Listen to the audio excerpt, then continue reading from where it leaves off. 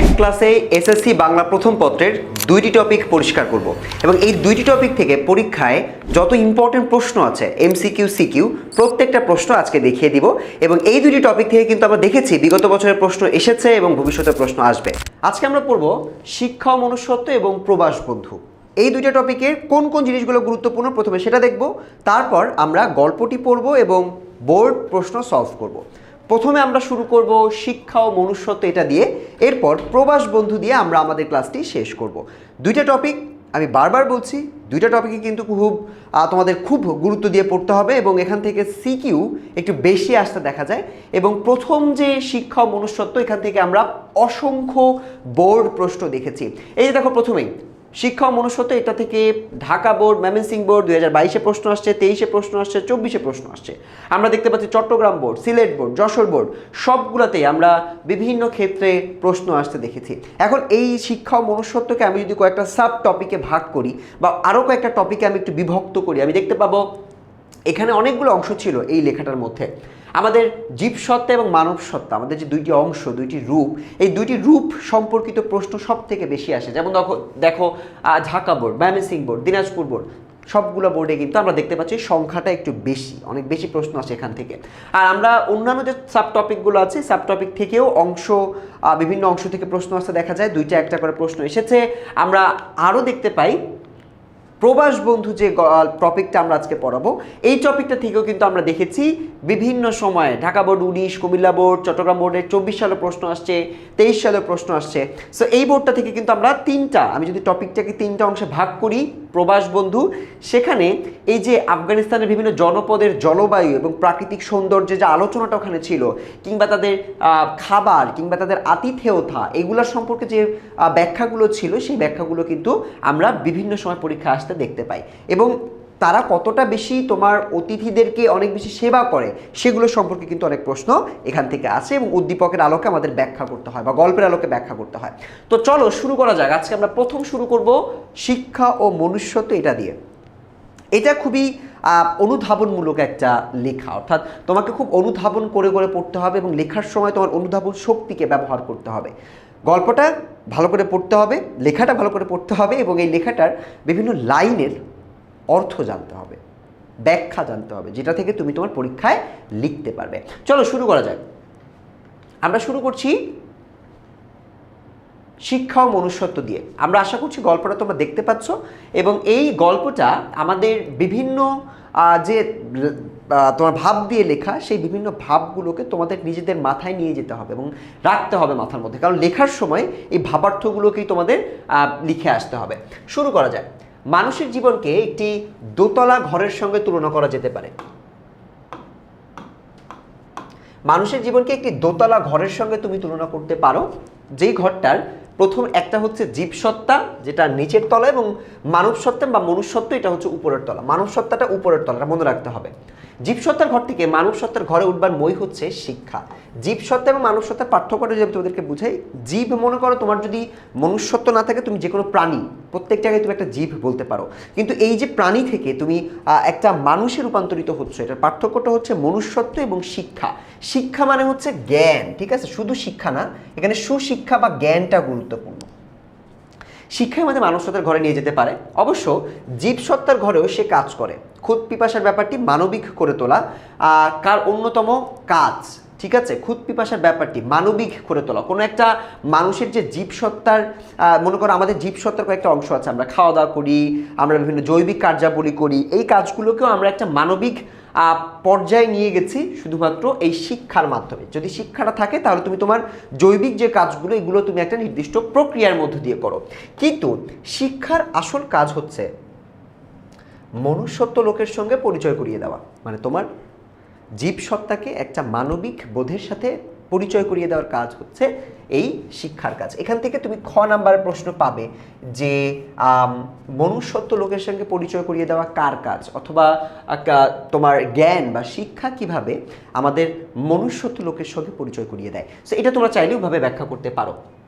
অন্য কথায়, শিক্ষার যেমন প্রয়োজনের দিক আছে, তেমনি অপ্রয়োজনীয় দিকও আছে। একটা শিক্ষার অপ্রয়োজনীয় দিকও আছে, আর অপ্রয়োজনের দিকই তার শ্রেষ্ঠ দিক। এখান থেকে এমসিকিউ আসতে দেখা যায় শিক্ষার কোন দিকটি তার সব থেকে বেশি শ্রেষ্ঠ দিক, তোমরা অনেকে ভুলে দাগিয়ে ফেলো যে প্রয়োজনীয় দিকটি না, লেখকের মতে কিন্তু অপ্রয়োজনীয় দিকটাই সব থেকে শ্রেষ্ঠ দিক।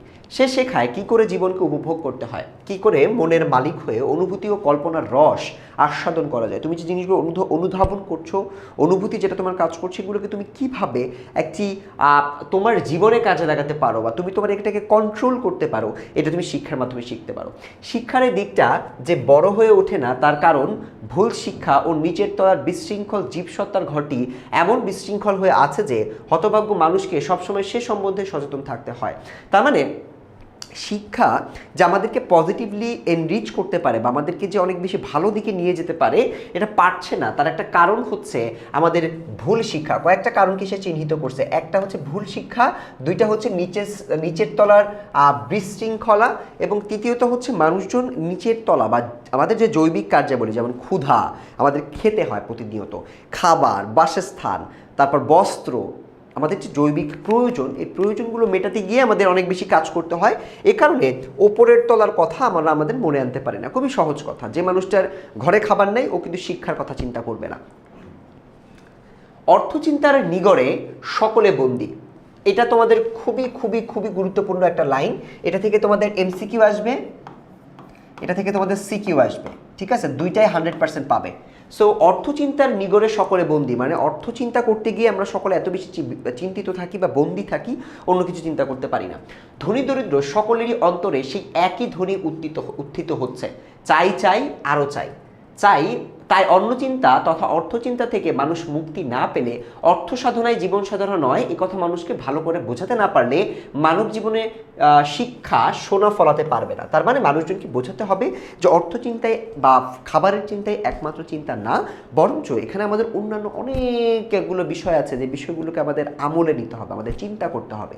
এবং এগুলো যখন আমরা চিন্তা করতে পারবো বা মানুষকে বোঝাতে পারবো যে দেখো তোমার খাবারের চিন্তাটাই মূল চিন্তা না, তখনই কিন্তু মানুষ শিক্ষার দিকে ধাবিত হবে এবং মানুষ তখন শিক্ষার ফলটাকে ভোগ করতে পারবে। তার মানে শিক্ষার ফলকে আমরা যে ভোগ করব, এটার পথে সবথেকে বড় বাধা হচ্ছে আমাদের খাবারের চিন্তা, আমাদের বস্ত্রের চিন্তা, আমাদের জৈবিক চিন্তা, ঠিক আছে?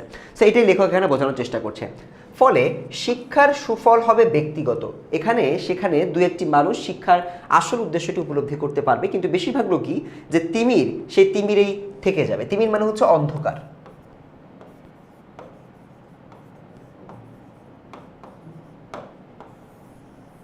এখানে বলতেছে যে এখন যদি আমরা যেভাবে আছি, এভাবে যদি আমরা চিন্তা করতে থাকি, এভাবে আগাতে থাকলে কিছু অল্প সংখ্যক মানুষ যারা একটু ধনী অবস্থায় আছে বা যাদের খাবারের চিন্তাটা নাই, তারাই শিক্ষিত হতে পারবে।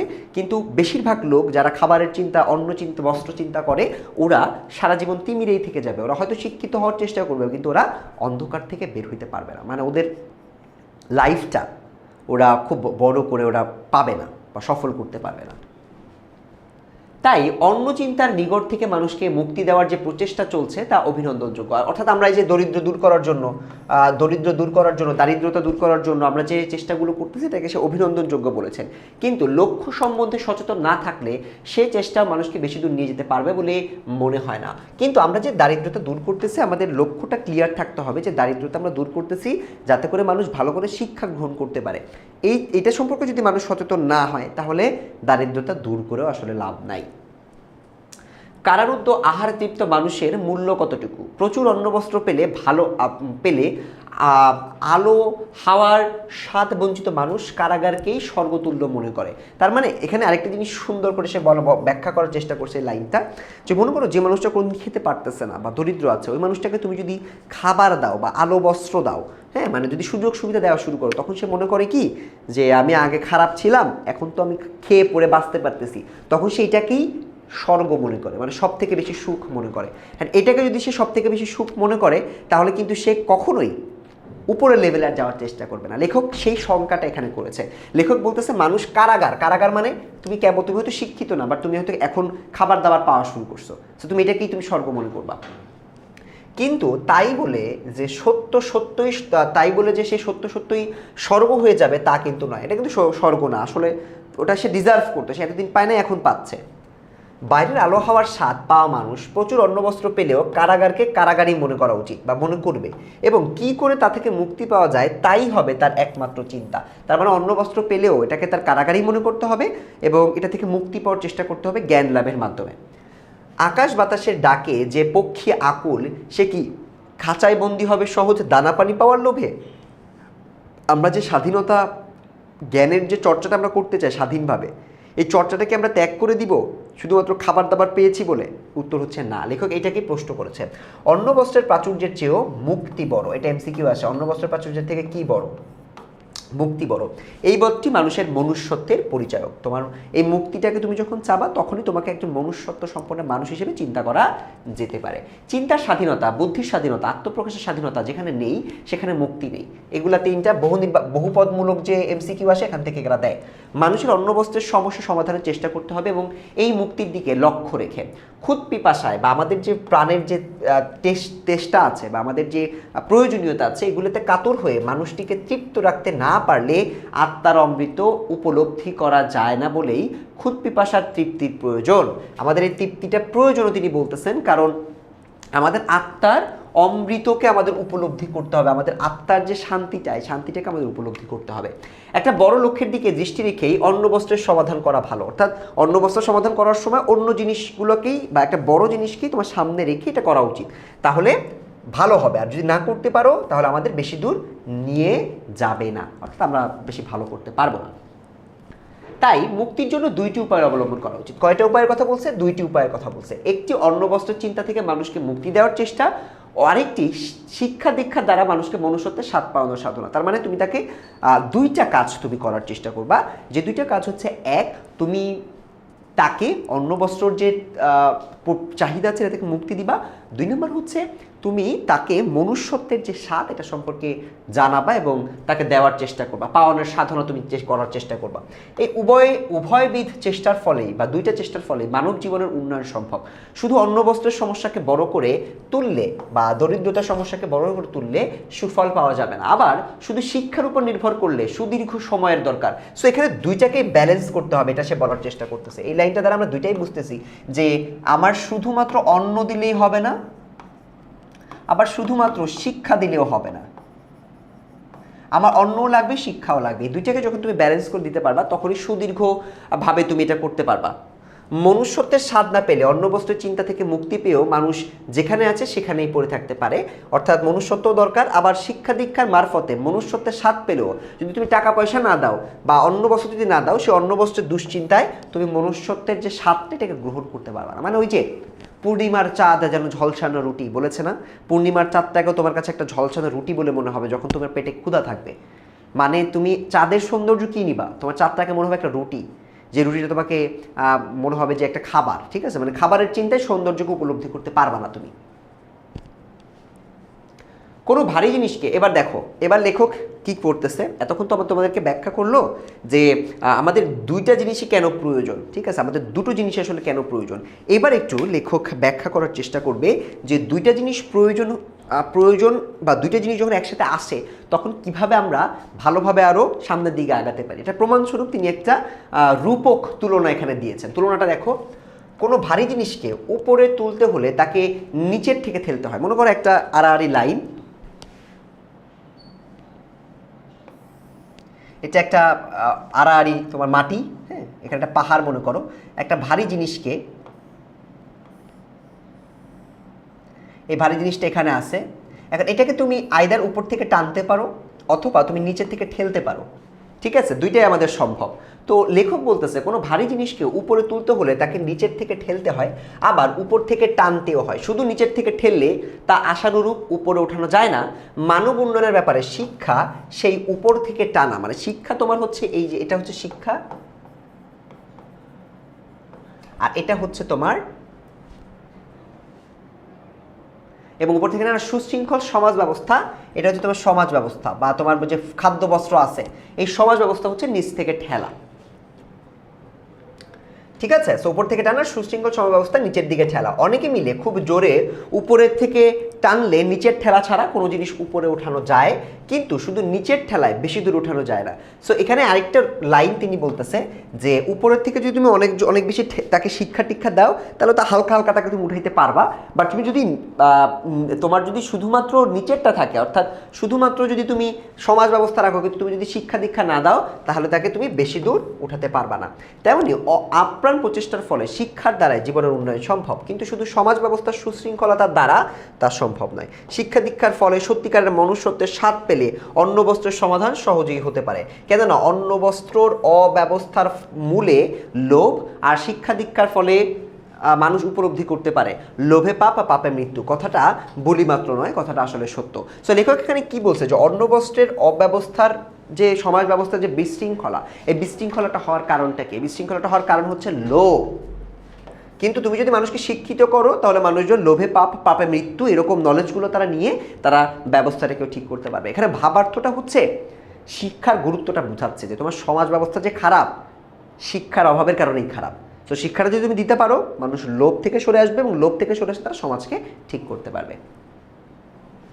এই কথাটা ব্যাখ্যা করতে বলতে পারে লোভের ফলে যে মানুষের আত্মিক মৃত্যু ঘটে, মানে নিজের সকল গুণাগুণকে ত্যাগ করে ফেলে, অনুভূতির জগতে সে ফতুর হয়ে পড়ে। শিক্ষা মানুষকে সে কথা জানিয়ে দেয় বলে মানুষ লোভের ফাঁদে ধরা দিতে ভয় পায়। ছোট জিনিসের মোহে বড় জিনিস হারাতে যে দুঃখ বোধ করে না, সে আর যাই হোক শিক্ষিত নয়। শিক্ষা আর বাইরের ব্যাপার, শিক্ষা তার বাইরের ব্যাপার, অন্তরের ব্যাপার হয়ে ওঠেনি। তার মানে এখানে বলতেছে যে ছোট জিনিসের মোহে যে বড় জিনিসকে হারাতে পারে বা যে দুঃখ বোধ করে না এটার ফলে, আর তাকে আমি কখনো শিক্ষিত লোক বলতে পারি না। ঠিক আছে, বড় জিনিস হারালে আমার যে জিনিসের ছোট জিনিসের মোহে যদি আমি বড় জিনিস হারাই এবং হারায় সেটাকে ভুল মনে করে না, এরকম মানুষ আসলে শিক্ষিত না। শিক্ষা তার বাইরের ব্যাপার, অন্তরের ব্যাপার হয়ে উঠতে পারেনি।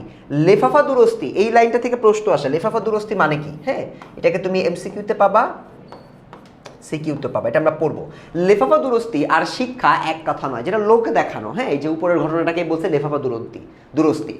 শিক্ষার আসল কাজ জ্ঞান পরিবেশন নয়, মূল্যবোধ সৃষ্টি। শিক্ষার আসল কাজ কি? মূল্যবোধ সৃষ্টি। জ্ঞান পরিবেশন মূল্যবোধ সৃষ্টির উপায় হিসেবেই আসে। তাই যেখানে মূল্যবোধের মূল্য পাওয়া হয় না, সেখানে শিক্ষা নেই। মূল্যবোধ যদি কোনো একটা জ্ঞানের মধ্য দিয়ে আমি না পাই, তাহলে সেটাকে আমি শিক্ষা বলতে পারবো না। মানে তুমি ধর্ম পড়তেছো, ইসলাম শিক্ষা পড়তেছো, তোমার হিন্দু ধর্ম পড়তেছো, বাট তুমি এটা কোনো যে কাজ করতেছো না, তার মানে তোমার ওই ধর্মটার কোনো মূল্য থাকবে না। ঠিক আছে, মানে তোমার শিক্ষাটার কোনো মূল্য থাকবে না। তুমি এটাকে যদি তুমি ধর্ম পালন বলো, তুমি আসলে ধর্ম পালন করছো না, যদি তুমি ধর্মের আসল বিষয়গুলোকে ফলো করতে না পারো। শিক্ষার মারফতে মূল্যবোধ তথা মনুষ্যত্ব লাভ করা যায়, তথাপি অন্নবস্ত্রের সুব্যবস্থাও প্রয়োজন। শিক্ষার মাধ্যমে মূল্যবোধ মনুষ্যত্ব লাভ করবা এবং এটা অন্নবস্ত্রের সুব্যবস্থাটাও অনেক বেশি প্রয়োজন। তা না হলে জীবনের উন্নয়নে অনেক বিলম্ব বা দেরি হয়ে যাবে। মনুষ্যত্বের তাগিদে মানুষকে উন্নত করে তোলার চেষ্টাটা ভালো, কিন্তু প্রাণিত্বের বাঁধন থেকে মুক্তি না পেলে মনুষ্যত্বের আহ্বান মানুষের মর্মে গিয়ে পৌঁছাতে দেরি হয় বলে অন্নবস্ত্রের সমস্যার সমাধান একান্ত প্রয়োজন। এই লাইনটা শুনে অনেক জটিল মনে হতে পারে, একটু সহজ করে তোমাদেরকে বলি। মনুষ্যত্বের তাগিদে মানুষকে উন্নত করে তোলার চেষ্টা তুমি করতে পারো, অর্থাৎ মানুষকে শিক্ষিত করার চেষ্টা তুমি করতেই পারো, কিন্তু প্রাণিত্বের বাঁধন থেকে মুক্তি না পেলে মনুষ্যত্বের আহ্বান, প্রাণিত্বের বাঁধন মানে হচ্ছে তোমার যে খাওয়া দাওয়া প্রয়োজন, অন্ন বস্ত্র প্রয়োজন, এটা যদি তুমি না পাও, তাহলে মনুষ্যত্বের যে আহ্বানটা তোমাকে আমি দিব, তুমি এটা গ্রহণ করবা না। মানে তোমার পেটে খিদা থাকলে আমি যদি বলি আজকে তুমি একটা নৈতিক শিক্ষার ক্লাস করো, তুমি তো করবা না। কারণ ওই নৈতিক শিক্ষার ক্লাস না করে তোমার কোনো একটা কাজ করলে, ধরো একজন রিক্সা চালক বা যে ঠেলা গাড়ি ঠেলতেছে, তাকে যদি তুমি বলো ভাই বসেন, আপনাকে দুইটা মনুষ্যত্বের জ্ঞান দেয়, ও তো নিবে না। ও বলবে যে না, আমার তো এখন একটা ভাড়া টানলে আমার লাভ বেশি, বা আমি ঠেলা গাড়ি চালালে আমার টাকা পাওয়ার সম্ভাবনা বেশি। তো এইটাই লেখক বলতেছে যে যার পেটে আসলে ক্ষিধা আছে বা যার এটা একান্ত প্রয়োজন, তাকে যদি তুমি মনুষ্যত্বের আহ্বান দাও, জ্ঞান দিতে চাও, সেটা নিবে না। ঠিক আছে, আচ্ছা। পায়ের কাটার দিকে বারবার নজর দিতে হলে হাঁটার আনন্দ উপভোগ করা যায় না। তোমার পায়ে যদি কাটা থাকে, এটা যদি তুমি নজর দাও, তাহলে তুমি হাঁটার আনন্দ উপভোগ করতে পারবা না। তেমনি অন্ন বস্ত্রের চিন্তায় হামেশা বিব্রত হতে হলে মুক্তির আনন্দ উপভোগ করা অনেক বেশি কঠিন হয়ে দাঁড়ায়। তাই দুদিক থেকেই কাজ চলা প্রয়োজন। এদিকে একদিকে অন্নবস্ত্রের চিন্তার বেরি উন্মোচন, অর্থাৎ অন্নবস্ত্রের চিন্তার বেরি মানে হচ্ছে এটা যেটা দিয়ে পা বেঁধে দেওয়া হয়, বেরি বলে না, সো বেরি বাঁধা হয়, সো বেরি থেকে তোমার মুক্তি প্রয়োজন। অপরদিকে মনুষ্যত্বের আহ্বান উভয় তোমার দেশে প্রয়োজনীয়, নইলে বেরিমুক্ত হয়েও মানুষ উপরে যাওয়ার তাগিদ অনুভব করবে না, অথবা মনুষ্যত্বের আহ্বান সত্ত্বেও উপরে যাওয়ার স্বাধীনতার অভাব বোধ করবে। তার মানে বুঝো, একটা হচ্ছে খিদা থাকলে শিক্ষা কাজ করবে না, শিক্ষা না থাকলে শুধু খিদা দূর করে তোমার লাভ নাই, এটা হচ্ছে ব্যাখ্যা করার চেষ্টা করছে। অথবা মনুষ্যত্বের আহ্বান সত্ত্বেও উপরে যাওয়ার স্বাধীনতা, সে স্বাধীনতার অভাব বোধ করবে। পিঞ্জরাবদ্ধ পাখির মতো উড়বার আকাঙ্ক্ষায় পাখা ঝাপটাবে কিন্তু উড়তে পারবে না। পাখা ঝাপটাবে, যার হয়তো শক্তি আছে কিন্তু সে উঠতে পারতেছে না। আরেকটা হচ্ছে ওঠার চেষ্টা করতেছে কিন্তু পেটে ক্ষুধা আছে, উঠতে পারতেছে না। সো দুইটাই আমাদের এখানে প্রয়োজন বলে লেখক বলার চেষ্টা করেছে। সো আমরা এই গল্পটা খুবই ফুল স্পিডে আজকে পড়ে ফেললাম, কারণ এই গল্পটায় অনেক সহজ ভাষায় লেখা হয়েছে এবং সহজ ভাষায় লেখা থাকলেও খুব মূল্যবোধ সম্পন্ন কথাবার্তা এখানে বলা হয়েছে। সো আমরা ওইটাকেই প্রায়োরিটাইজ করার চেষ্টা করছি, যে মূল্যবোধগুলোকে আমরা একটু বোঝার চেষ্টা করবো। আমরা কিন্তু অলরেডি মূল্যবোধকে বুঝিয়ে ফেলেছি। এবারে তোমাদেরকে একটু আমি বলি যে আজকের এই শিক্ষা ও মনুষ্যত্বের যে লেখাটি, এই লেখাটি থেকে আমাদের লেখক পরিচিতিতে কোন কোন অংশগুলো গুরুত্বপূর্ণ। আমাদের আরও একটা লেখা কিন্তু আছে, আমরা কিছু এমসিকিউ প্র্যাকটিস করব, বাট তার আগে আমরা আমাদের এই লেখাটার লেখক পরিচিতিটা সম্পর্কে একটু পড়াশোনা করি। লেখক পরিচিতি হচ্ছে, তিনি লিখেছেন মোতায়ের হোসেন চৌধুরী এবং তার জন্মটা কুমিল্লায় এবং তিনি 1903 সালে জন্মগ্রহণ করেছেন। তার পৈতৃক নিবাস নোয়াখালী জেলার কাঞ্চনপুর গ্রামে। পৈতৃক নিবাসটা আমরা কিন্তু অন্য একজন লেখকেরও পড়েছি এবং পৈতৃক নিবাস থেকে এমসিকিউ আসতে দেখা যায়। এমসিকিউ, তিনি ঢাকা বিশ্ববিদ্যালয় থেকে 1943 সালে, এটা প্রয়োজন নাই, এমএ পাস করেছেন। কর্মজীবনে এটা এগুলো থেকে সচরাচর আসে না, এই জন্য বললাম প্রয়োজন নাই, তুমি দেখতে পারো। তারপরেও কর্মজীবনে তিনি বাংলা ভাষা ও সাহিত্যের অধ্যাপক ছিলেন। একজন সংস্কৃতিবান ও মার্জিত রুচিসম্পন্ন ব্যক্তি হিসেবে তিনি খ্যাত ছিলেন। ঢাকা থেকে প্রকাশিত শিখা পত্রিকার সঙ্গে তিনি যুক্ত ছিলেন। শিখা পত্রিকার সঙ্গে কে যুক্ত ছিলেন, এটা থেকে এমসিকিউ আসতে দেখা যায়। তার লেখায় মননশীলতা ও চিন্তার স্বচ্ছন্দ প্রকাশ করেছে। তার গদ্যে প্রমথ চৌধুরীর প্রভাব লক্ষণীয়। কার প্রভাব লক্ষণীয়? প্রমথ চৌধুরীর প্রভাব লক্ষণীয়। মূলত গদ্যকার হলেও তিনি বেশ কিছু কবিতাও রচনা করেছেন। তার প্রবন্ধ গ্রন্থ সংস্কৃতি কথা বাংলা সাহিত্যের মননশীল প্রবন্ধ ধারার একটি উল্লেখযোগ্য সংযোজন বলে আমরা মনে করি। তার মৃত্যুর পর গ্রন্থটি প্রকাশিত হয়েছে। সভ্যতা ও সুখ তার দুটি অনুবাদ গ্রন্থ, এটা থেকে প্রশ্ন আসে। সভ্যতা ও সুখ তার অনুবাদ গ্রন্থ, এই দুইটা কি অনুবাদ গ্রন্থ। 1956 সালে তিনি পরলোক গমন বা মৃত্যুবরণ করেন। চলো আমরা এবার একটু কিছু শব্দার্থ দেখে নিই। কিছু শব্দার্থ থেকে বারবার প্রশ্ন আসতে দেখা যায়, দেখে আজকে আমরা একটু শব্দার্থগুলোকে দেখে নিব। নিগড় মানে হচ্ছে শিকল বা বেরি। হ্যাঁ, নিগড়ে আবদ্ধ আমরা বলি না, নিগড় মানে হচ্ছে শিকল বা বেরি। তিমির মানে হচ্ছে অন্ধকার। তিমির মানে হচ্ছে অন্ধকার, আমি একটু বলছি। খুদ পিপাসা মানে ক্ষুধা বা তৃষ্ণা। ফতুর মানে হচ্ছে ফতুর হয়ে গেলাম বলে না, ফতুর মানে হচ্ছে যার টাকা পয়সা নাই। হ্যাঁ, নিঃসঙ্গ বা নিঃস্ব, হ্যাঁ, সর্বশান্ত। লেফাফা দুরস্তি মানে হচ্ছে বাইরের দিক থেকে ত্রুটিহীনতা কিন্তু ভিতরে প্রতারণা, মানে বাইরে ফিটফাট ভিতরে সদরঘাট, এটাকে বলা হয় এটা। বেরি হচ্ছে শিকল বা শৃঙ্খল। হামেশা মানে সবসময়। উন্মোচন মানে হচ্ছে এটা থেকে উন্মুক্ত করা বা তুলে ধরা। আর একটা হচ্ছে পিঞ্জর বন্ধ মানে হচ্ছে খাঁচায় বন্দি। পিঞ্জর মানে হচ্ছে খাঁচা, হ্যাঁ, পিঞ্জর বন্দি মানে হচ্ছে খাঁচায় বন্দি। আরও কয়েকটা আছে। জীবসত্তা হচ্ছে জীবনের অস্তিত্ব বা জীবের অস্তিত্ব। মানব সত্তা মানে হচ্ছে মানুষের অস্তিত্ব, এটা আমরা জানি। অর্থচিন্তার নিগড়ে সকলে বন্দী, এটা বলতে আমরা অলরেডি বুঝে ফেলছি যে মানুষজনের কোন কোন জিনিসগুলোতে আসলে আমাদের গুরুত্ব দেওয়া উচিত, এবং অর্থচিন্তা নিয়ে আমরা যদি আবদ্ধ হয়ে থাকি তাহলে সেটা আমাদের জন্য খারাপ। সো এগুলো আমরা অলরেডি পড়ে ফেলছি। এখন আমরা পাঠ পরিচিতি তোমাদের বইতে দেওয়া আছে, পাঠ পরিচিতি তোমরা পড়ে নিবে। এইবারে আমরা একটু কয়েকটা বহু নির্বাচনী প্র্যাকটিস করি, যে বহু নির্বাচনীগুলো বিভিন্ন পরীক্ষার সময় পরীক্ষা আসতে দেখা গেছে। তোমাদের স্কুলের পরীক্ষা এসেছে, অনেক সময় বোর্ডেও এসেছে, সেগুলো আমরা একটু হাতে ধরে ধরে দেখে নিব যে এই গল্প থেকে আমি তো পড়ালাম, মার্ক করে করে দেখি ওই মার্ক করা জায়গা থেকে প্রশ্ন কমন আসছে কিনা। শিক্ষার আসল কাজ কি? জ্ঞান পরিবেশন করা, অন্নবস্ত্র নির্ধারণ করা, মূল্যবোধ সৃষ্টি করা, সুবিধা প্রদান করা। আমরা কিন্তু একটা স্পষ্ট লাইনে পড়েছি যে শিক্ষার আসল উদ্দেশ্য, শিক্ষার আসল কাজ কিন্তু জ্ঞান পরিবেশন নয়, বরং কি হবে বলো?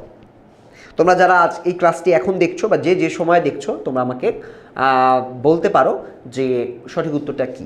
তোমরা একটু চিন্তা করো, চিন্তা করলে তোমরা কিন্তু পেয়ে যাবে। তোমাদেরকে আমি 5 সেকেন্ড সময় দিলাম। এর উত্তর হচ্ছে মূল্যবোধ সৃষ্টি করা। ঠিক আছে, শিক্ষার আসল উদ্দেশ্য হচ্ছে মূল্যবোধ সৃষ্টি করা, এটা আমরা জানি। এটা আসল উদ্দেশ্য হচ্ছে মূল্যবোধ সৃষ্টি করা।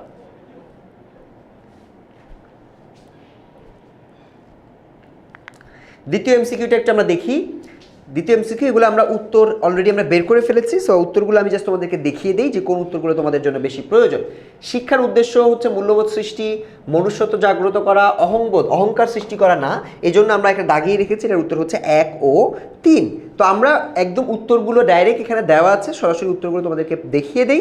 তোমরা সরাসরি উত্তরগুলো দেখে এটা তোমাদের একটু তোমরা নোট করে নাও, অথবা তোমরা মুখস্থ করার দরকার নেই। অ্যাকচুয়ালি তোমরা বারবার পড়লে তোমাদের অটোমেটিক্যালি তোমাদের ব্রেনে এটা আটকে যাবে, ঠিক আছে।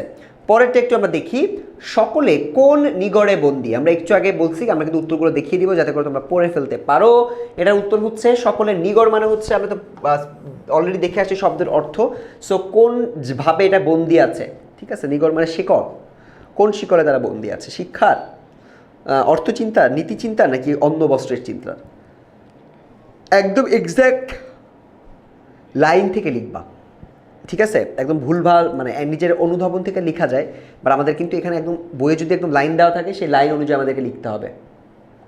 এটা হচ্ছে অন্ন বস্ত্রের চিন্তা, শুধু অর্থ চিন্তা না, এটা কিন্তু অন্ন বস্ত্রের চিন্তা হবে, ঠিক আছে। সকলে অন্ন বস্ত্রের চিন্তায় বদ্ধ আছে। ক্ষুদ পিপাসা শব্দের অর্থ কি? সামান্য ক্ষুধা, মান্য পিপাসা, ক্ষুধা ও তৃষ্ণা, ক্ষুধার যন্ত্রণা। আমি কিন্তু শব্দার্থগুলো এই কারণেই দিয়েছি, কারণ শব্দার্থ থেকে প্রশ্ন আসতে দেখা যায়। ক্ষুদ পিপাসা খেয়ে আমরা ক নাম্বারেও পেয়েছি, এগুলো অনেক সৃজনশীলের সিকিউ এ ক নাম্বারে আমরা আসতে দেখেছি। বুঝতে পেরেছি?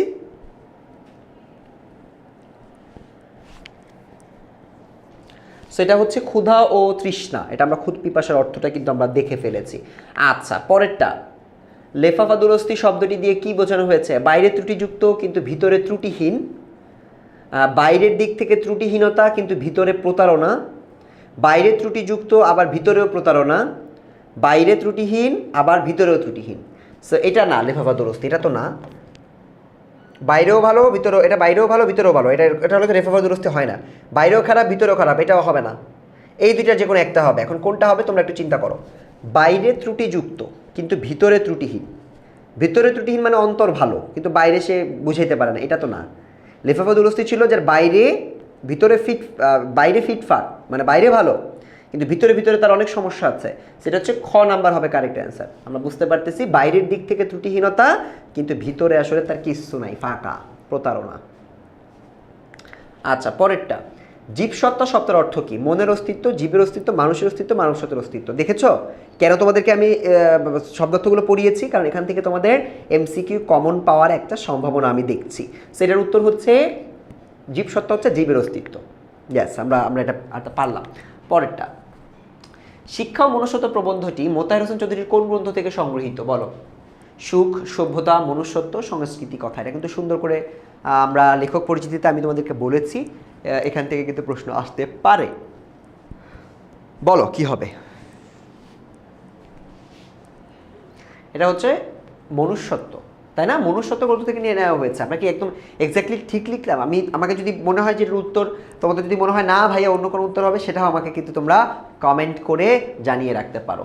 আচ্ছা, মানুষের সত্তা কি? মানুষের সত্তা হচ্ছে জীব সত্তা ও মানব সত্তা, দুইটা সত্তার কথা আমরা পড়েছি। মানুষের সত্তা কয়টি যদি আসে তুমি লিখবা 2টি, ঠিক আছে। তো একটা হচ্ছে জীব সত্তা, একটা হচ্ছে মানব সত্তা। মানুষ মনুষ্যত্বের স্বাদ পেলে কিসের সমাধান সহজ হয়ে ওঠে? মনুষ্যত্বের স্বাদ যদি আমরা পাই তাহলে আমরা অর্থের, বৃত্তের, সম্মানের, অন্ন বস্ত্রের কোনটা সহজ হয়ে ওঠে? এটা ব্যাপারটা কি ছিল বলো তো? মনুষ্যত্বের স্বাদ পেলে সে লোভ থেকে দূরে সরে আসতে পারবে, এবং লোভ থেকে দূরে সরে আসতে পারলে তার একটা জীবনযাপন সহজ হয়ে যায়। সেটা হচ্ছে অন্ন বস্ত্রের যে চিন্তাটা, এটা তার সহজ হয়ে যায়। কারণ তখন মানুষজন আর লোভ করে মানে চাই আরও চাই এই ধরনের পথে থাকবে না, কেউ কারোটা মেরে খাবে না।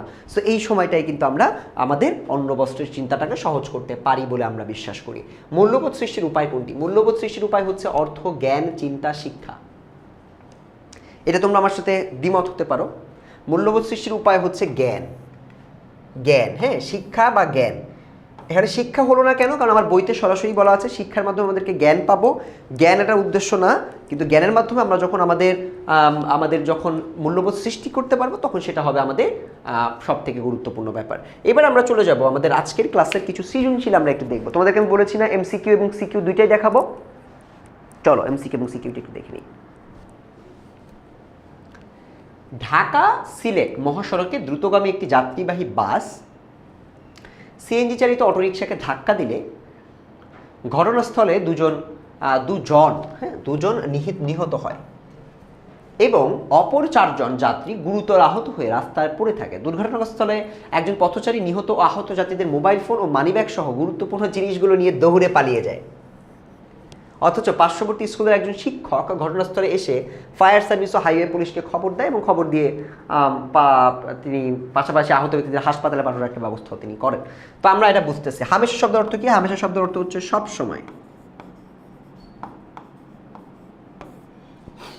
অন্নবস্ত্রের প্রাচুর্যের চেয়েও মুক্তি বড় কেন? এটা তোমরা সুন্দর করে লিখবা যে অন্নবস্ত্রের প্রাচুর্য, এটা অন্নবস্ত্রের প্রাচুর্য একটা কারাগারের মতো, ঠিক আছে?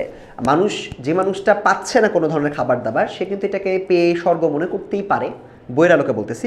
কিন্তু মানুষের আসল মুক্তিটা হচ্ছে শিক্ষার মাধ্যমে, জ্ঞান লাভের মাধ্যমে। কারণ জ্ঞান যদি তুমি লাভ করতে না পারো, তুমি তোমার এবং অন্য প্রাণীদের মধ্যে কোনো পার্থক্য থাকবে না। সো জ্ঞানটাই হচ্ছে তোমাদের পার্থক্য, শিক্ষাটাই তোমাদের পার্থক্য, এবং এই জন্য তোমাদের মুক্তিটা প্রয়োজন, এবং মুক্তিটার জন্য তোমাদের জ্ঞান অর্জন করতে হবে। সো আমরা এখানে সুন্দর করে একটা আরেকটার সাথে মিলিয়ে লিখতে পারি যে অন্নবস্ত্র তোমাকে জীব বানিয়ে ফেলে, তোমার জীব সত্তাকে বাঁচিয়ে রাখে, কিন্তু মানব সত্তাকে বাঁচাতে হলে তোমাকে জ্ঞান আরোহণ করতে হবে, শিক্ষা লাভ করতে হবে, এবং এই কারণেই মুক্তিকে বড় বলা হয়েছে। উদ্দীপকের পথচারীর আচরণে শিক্ষা মনুষ্যত্ব প্রবন্ধের যে দিকটি প্রকাশ পেয়েছে, সো এখানে তোমরা লিখবা উদ্দীপকের পথচারীর আচরণে শিক্ষা মনুষ্যত্বের আমরা যে দিকটা পেয়েছি সেটা হচ্ছে শিক্ষার গুরুত্ব। শিক্ষার কোন গুরুত্ব? শিক্ষা লাভ না করলে, তোমাদের লেখক বলছে যে শিক্ষা লাভ না করলে মানুষের মধ্যকার মুক্তিটা আসলে আসবে না। এই মুক্তিটা যদি না আসে, মানুষজন ভালোকে ভালো, খারাপকে খারাপ চিহ্নিত করতে পারে না, মানুষ খারাপ কাজগুলো বেশি বেশি করে। আমরা দেখেছি ওখানে তোমাকে লেখক স্পষ্ট বলেছে যে মানুষ কারাগারে থাকে এবং কারাগারের মধ্যে আবদ্ধ থাকে। লেখক আরেকটা জিনিস বলছে যে লোভে পাপ, পাপে মৃত্যু। এই আলোচনাটা বা সমাজ ব্যবস্থাকে যদি ঠিক করতে হয়, তাহলে আমাদের জ্ঞান দিতে হবে, শিক্ষা লাভ করতে হবে। এই শিক্ষা লাভ নিয়ে কিন্তু লেখক অলরেডি বলছে। সো এটাই আমরা এখানে দেখতে পাচ্ছি যে লোভ করে মানুষজন ওর জিনিসপত্রগুলো চুরি করে নিয়ে চলে গেল। সো এটা আমরা গ নম্বরে লিখতে পারি। উদ্দীপকের উল্লেখিত শিক্ষক যেন, উদ্দীপকের উল্লেখিত যে শিক্ষক যে কিনা বাঁচিয়েছেন, এটা যেন শিক্ষা মনুষ্যত্ব প্রবন্ধের লেখকের কাঙ্ক্ষিত ব্যক্তির মূল্যায়ন করো। এটা আমরা অলরেডি জানি, কারণ লেখক কিন্তু মানুষজনকে একটা পরিপূর্ণ মনুষ্যত্ব সম্পন্ন মানুষ হিসেবে রূপান্তর করতে চেয়েছেন শিক্ষা এবং অন্নবস্ত্র দুটার মাধ্যমেই।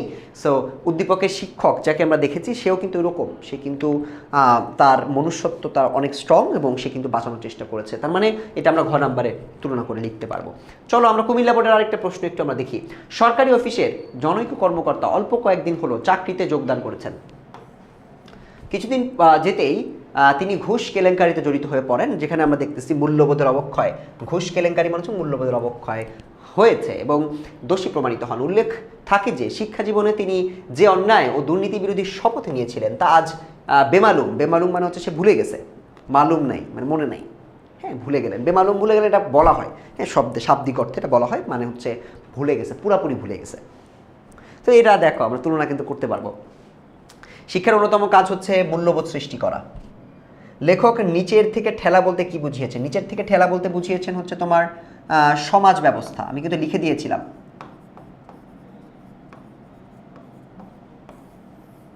আর উপর থেকে টানাটা হচ্ছে শিক্ষা, ঠিক আছে? এটা তোমরা আলোচনা করে লিখবা। উদ্দীপকের কর্মকর্তার চরিত্রে শিক্ষা ও মনুষ্যত্ব প্রবন্ধের যে দিকটি ফুটে উঠেছে, সেখানে আমরা উদ্দীপকের কর্মকর্তায় যেটা দেখেছি সেটা হচ্ছে একটা জিনিসকে তোমার নিচের থেকে ঠেলতে হবে, উপর থেকে টানতে হবে, ঠিক আছে? এটা যদি একটা জিনিস হয়, সো এই জিনিসটাই আমরা এই গল্পটা বুঝতেছি যে লেখক তোমার কোনো একটা শিক্ষা শিখছে, বাট ওই শিক্ষাটাকে সে আসলে শুধুমাত্র তার মূল্যবোধ সৃষ্টি করতে পারে না। এই শিক্ষাটা আমরা কিন্তু পড়েছিলাম, লেখক কিন্তু ডাইরেক্টলি লিখেছেন যে কোনো শিক্ষা যদি আসলে তাকে মূল্যবোধ সৃষ্টি করতে না পারে, তাহলে ওই মানুষটা সারা জীবন আসলে কোনো ভালো কিছু করতে পারে না, এবং এটা আসলে শিক্ষার উদ্দেশ্যই না।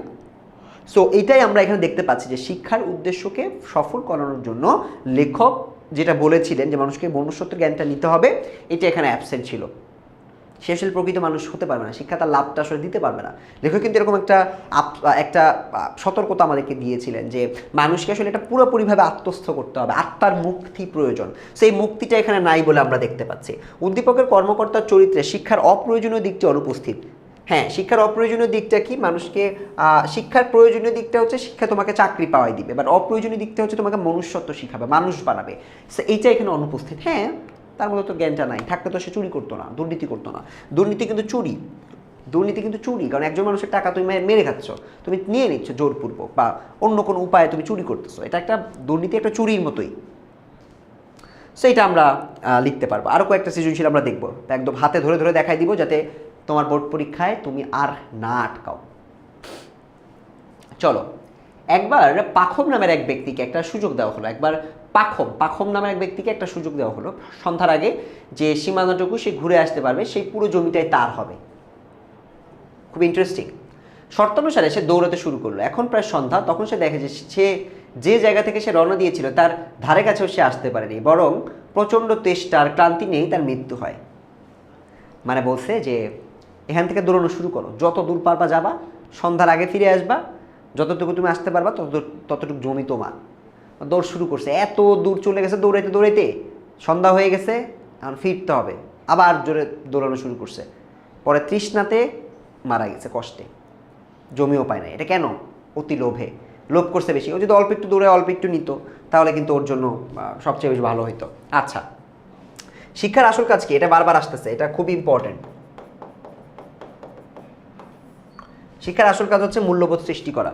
লেফাফা দুরস্তি এটা আসবে, এবং শিক্ষা এক কথা নয়। কেন? লেফাফা দুরস্তি মানে হচ্ছে ভিতরে সদরঘাট, বাইরে ফিটফাট, মানে বাইরে থেকে দেখানো যাবে শিক্ষিত, বাট ভিতরে আসলে তার মনুষ্যত্ব বলে কিছু নাই। এটা হচ্ছে লেফাফা দুরস্তি। কিন্তু শিক্ষা আসলে এক কথা নয়।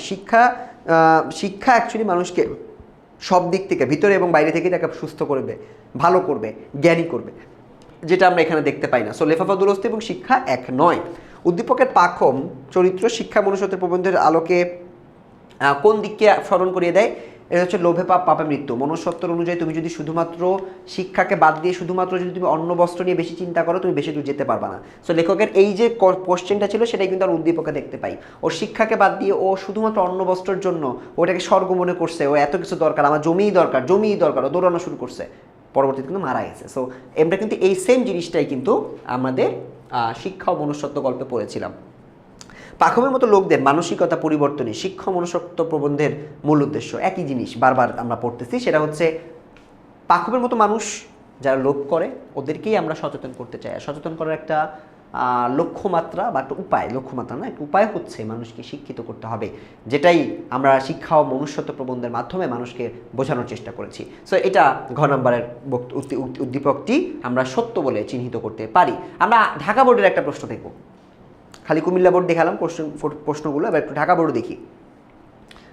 নয়ন ও অয়ন দুই ভাই বিশ্ববিদ্যালয়ের সর্বোচ্চ ডিগ্রি নিয়ে কর্মজীবনে প্রবেশ করেছেন। নয়ন একটি ইন্টারন্যাশনাল মাল্টিন্যাশনাল কোম্পানিতে উচ্চ পদে, মাল্টিন্যাশনাল মানে এমএনসি, হ্যাঁ, মানে যে বহুজাতীয় বিভিন্ন দেশে যাদের প্রোডাক্ট যায়, মাল্টিন্যাশনাল কোম্পানিতে উচ্চ পদের চাকরি পায়। নয়ন পেয়েছে প্রথমজন। অপরদিকে অয়ন মফস্বলের একটি একটা বিদ্যালয়ে শিক্ষকতার চাকরি পান। দুইটা চাকরি কিন্তু আলাদা। আর নয়ন মনে করে শিক্ষা দীক্ষা লাভ করে প্রচুর অর্থ উপার্জন না করতে পারলে পরিবার তথা সমাজের মাথা উঁচু অবস্থান করা যায় না। নয়ন মাল্টিন্যাশনালে টাকা বেশি কামায়, তো ও বলে যে শিক্ষা দীক্ষা দিয়ে লাভ নাই, কিন্তু শিক্ষা দীক্ষা যদি পাও এটা দিয়ে তোমার টাকা পয়সা ইনকাম করতে হবে। অন্যদিকে অয়নের মতে শিক্ষা দীক্ষা লাভ করে নিজের জ্ঞান শক্তিকে সমাজের বিভিন্ন স্তরে পৌঁছে দিতে পারার মধ্যেই রয়েছে নিজেকে প্রতিষ্ঠিত করার বীজ মন্ত্র। অয়নের লক্ষ্য নিজের উপার্জিত অর্থ দিয়ে তার নিজ গ্রামে একটি দাতব্য চিকিৎসালয় গড়ে তোলা, সেখানে দুস্থ মানুষেরা চিকিৎসা সেবা সহজেই স্বল্প মূল্যে গ্রহণ করতে পারবে। আর্থিক সুখের বিকাশ লাভই তার জ্ঞানার্জনের পথকে এগিয়ে নিয়ে যাবে বলে অয়নের দৃঢ় বিশ্বাস। Ayan is a good guy. আমরা অয়নকে দেখেছি, সে হচ্ছে আমাদের গুড গাই হিসেবে আমাদের এখানে রোল প্লে করেছে। আর নয়ন, সেও গুড গাই, বাট সে হচ্ছে একটু ভিন্ন চিন্তা করে, যেটা পোর চিন্তা আমরা মনে করি। পোর মানে হচ্ছে এখানে সে ধনী, বাট মেন্টালি সে হচ্ছে অনেক উইক আছে। লেফাফা দুরস্তিটা আমরা জানি, বাইরের দিকে ফিটফাট, ভিতরে সদরঘাট, অর্থাৎ বাইরে ভালো, বাইরে সে ভালো দেখায়, প্রিটেন্ড করে, বাট ভিতরে আসলে তার কেমন কিছু নাই। শিক্ষা ও মনুষ্যত্ব প্রবন্ধে অপ্রয়োজনীয় দিককে শ্রেষ্ঠ দিক বলা হয়েছে। কেন? আমি কিন্তু বারবার বলেছি এটাতে প্রশ্ন আসবে, কারণ অপ্রয়োজনীয় দিকটাই হচ্ছে মানুষের মূল্যবোধ, মনুষ্যত্ব, এগুলো জাগানো। বাই ডিফল্ট যে আউটকামগুলো আসে, যেটা প্র্যাকটিক্যালি আমরা দেখতে পাই না চোখে, মানে এটা তোমার টাকা ইনকাম করতে তোমাকে সহযোগিতা করবে না, বাট মানুষ কিন্তু তোমাকে সহযোগিতা করবে, সেটা এখানে ব্যাখ্যা করার চেষ্টা করবা। গ নাম্বার কি? উদ্দীপকের নয়নের মধ্যে শিক্ষা মনুষ্যত্ব প্রবন্ধের কোন দিকটি প্রতিফলিত হয়েছে? নয়নের মধ্যে হচ্ছে ওই যে অন্ন বস্ত্রের চিন্তা যে মানুষকে গ্রাস করে ফেলে, সে ওই শিকলের মধ্যে আবদ্ধ আছে, এটা তোমরা এখান থেকে আলোচনা করতে পারবা। উদ্দীপকের অয়ন যেন শিক্ষা ও মনুষ্যত্বের, অয়ন মানে হচ্ছে ওই হিরো, আমাদের হিরো, গুড গাই, এই গুড গাইকেই তুমি এখানে লিখতে পারবা। যে গুড গাইকেই আসলে শিক্ষা মনুষ্যত্ব আমরা বানানোর চেষ্টা করছি। এই ঘ নাম্বার প্রশ্নটা কিন্তু কমন, এটা আমরা অনেকগুলো জায়গায় সেম কোশ্চেন দেখছি, বারবার এই কথাই বলে যে কোনটা সে হচ্ছে শিক্ষা মনুষ্যত্বের আসল ভাবটাকে প্রকাশ করতে পারছে, এটাই আসল প্রতিনিধি, এগুলো আসে, সেটা তোমরা দেখতে পারো। আচ্ছা, আমরা এবার আমাদের প্রবাস বন্ধুতে চলে যাব। প্রবাস বন্ধু এটাতে আমরা চলে যাব। প্রবাস বন্ধু এটাও কিন্তু আমাদের খুবই খুবই গুরুত্বপূর্ণ একটা টপিক, যে টপিকটা থেকে আমরা বিভিন্ন সময় বিভিন্ন জায়গায় পরীক্ষায় প্রশ্ন আসতে দেখেছি। আমি আজকে টপিকটা একদম লাইন বাই লাইন পড়াবো এবং যেটা যেটা গুরুত্বপূর্ণ আমি দাগিয়ে দিব, তোমরা আমার সাথে দাগিয়ে নিবে। যারা দাগাতে পারবে না তারা পরবর্তীতে ভিডিওটা একটু টেনে আবার দাগিয়ে নিতে পারবা, ঠিক আছে, কোনো সমস্যা নাই। কিন্তু আমাদের আজকের ক্লাসে গল্পটা পড়াটা জরুরি, কারণ এখান থেকে তুমি এমসিকিউ সিকিউ বোথ পাবা, সিকিউটা বেশি পাবা, এই জন্য আজকে আমরা সিকিউটা দেখাবো এই টপিকের উপরে। চলো আমরা প্রবাস বন্ধু সম্পর্কে একটু আলোচনা করে আসি। বোর্ড প্রশ্নগুলো একদম 100% সলভ করতে হবে। বাসা পেলুম কাবুল থেকে 2.5 মাইল দূরে। আমরা শুরু করব, ঠিক আছে? তোমরা সবাই খাতা কলম নিয়ে রেডি হও। এখন আমরা পড়বো প্রবাস বন্ধু, যেটা থেকে বিভিন্ন বোর্ডে প্রশ্ন আসে। এইটায় অনেক সংস্কৃতির পরিচয় আছে। তোমাকে এই সংস্কৃতির পরিচয়গুলো কি, কিভাবে এসেছে, আতিথেয়তা কিভাবে করতে হয়, এটার গুরুত্ব কি, অতিথি পরায়ণ হলে মানুষের লাভ কি হয়, মমত্ববোধ, ভালোবাসা, তাদের মধ্যকার কানেকশন, এগুলো আমরা আজকে এই গল্পের মাধ্যমে উপলব্ধি করার চেষ্টা করবো। গল্পটা অনেকেই পড়েছো, অনেকেই পড়ো নাই। যারা পড়ো নাই আমার সাথে আজকে বা পড়ে নাও, যারা পড়েছো তারা আমার সাথে আবার রিভিশন দাও, দেখে নাও আমি যে জিনিসগুলো দাগিয়ে দিচ্ছি এগুলো ঠিক তুমি শেষ করতে পেরেছো কিনা বা বুঝতে পেরেছিলে কিনা। প্রবাস বন্ধু, প্রবাস মানে হচ্ছে যে বাইরে থাকে, হ্যাঁ, নিজের জায়গা থেকে দূরে থাকে, নিজের যে আসল জায়গা এই ঘর বাড়ি থেকে সে দূরে কোথাও আছে। বাসা পেলুম কাবুল থেকে 2.5 মাইল দূরে খাজামুল্লা গ্রামে। বাসার সঙ্গে সঙ্গে চাকরও পেলুম। আমাদের প্রবাস বন্ধু সেখানে পেয়েছে। আমাদের লেখক যার কথা বলছে তার কথাটা আমরা একটু পরে জানতে পারবো। অধ্যক্ষ জিরার জাতে ফরাসি। জিরার হচ্ছে একজন অধ্যক্ষ, সে জাতে ফরাসি, কাজেই কায়দা মাফিক আলাপ করিয়ে দিয়ে বললেন এর নাম আব্দুর রহমান, আপনার সব কাজ করে দিবে। আপনার মানে হচ্ছে আমাকে বলতে পারে, লেখককে বলতেছে। লেখক অধ্যক্ষ জিরারের সহযোগিতা নিয়েছেন। সেই জিরারকে একটু ব্যাখ্যা করতেছেন যে জিরার হচ্ছে একজন ফরাসি ব্যক্তি, ফ্রান্সের, এবং কাজেই সে কায়দা মাফিক মানে নিয়মকানুন করে সে আলাপ করিয়ে দিছে একজনের সাথে, এবং সেই লোকটা হচ্ছে আব্দুর রহমান। আব্দুর রহমানটা হচ্ছে আমাদের যে এই যে চাকর পেলুম বললাম না, চাকর, আপনার সব কাজ করে দিবে। জুতো বুরুষ থেকে খুন খারাপি, মানে তোমার জুতা চাইলে জুতাও পালিশ করে দিতে পারে, আপনি যদি বলেন কাউকে মারতে হবে আপনি মারেও দিতে পারবে, ঠিক আছে, মানে এটা সব কাজের যে করতে পারে তার একটা প্রমাণ। সো বলতেছে যে সবও করতে পারে, অর্থাৎ ইনি হরফুন মৌলা বা সকল কাজের কারি। হরফুন মৌলা মানে কি, এটা থেকে প্রশ্ন আসতে দেখা যায়, প্রশ্ন সিকিউতে পাবা। হরফুন মৌলা অর্থ কি, সকল কাজের কাজী। জিরার সাহেব কাজের লোক, অর্থাৎ সমস্ত দিন কোনো না কোনো মন্ত্রীর দপ্তরে ঝগড়া বচসা করে কাটান। কাবুলে এরই নাম কাজ। কাবুলে কিসের নাম কাজ? এই যে মন্ত্রীর দপ্তরে যে ঝগড়া বচসা করে বেড়ায় বা এগুলো হ্যান্ডেল করে বেড়ায়, এগুলোকে বলা হয় কাজ। অখভোয়া বা অরভোয়া, বিকেলে দেখা হবে। অখভোয়া মানে বিদায়, ধন্যবাদ জানিয়ে বিদায় দিচ্ছে, ঠিক আছে। কাবুল শহরে আমি 2টি নরদানব দেখেছি, তার একটি আব্দুর রহমান। নরদানব মানে কি? নর মানে হচ্ছে মানুষ বা পুরুষ, দানব মানে হচ্ছে উঁচা লম্বা, এই জন্য বলছে যে দানবের মতো দেখতে। সো এটা হচ্ছে নরদানব দেখেছি, এবং এই নরদানবের একটা নাম হচ্ছে আব্দুর রহমান। তার মানে যে চাকরটাকে দেওয়া হয়েছে ওই চাকরটা বা ভৃত্যটাকে একটু উঁচা লম্বা, সো ওকে দেখে মনে হচ্ছে যে ভাই ও মনে নরদানব। 2টি নরদানব দেখেছি, তার একটা হচ্ছে আব্দুর রহমান, আরেকটা নাম এখানে বলে নাই। পরে ফিতে দিয়ে মেপে দেখছিলাম 6 ফুট 4 ইঞ্চি। আব্দুর রহমান 6 ফুট 4 ইঞ্চি।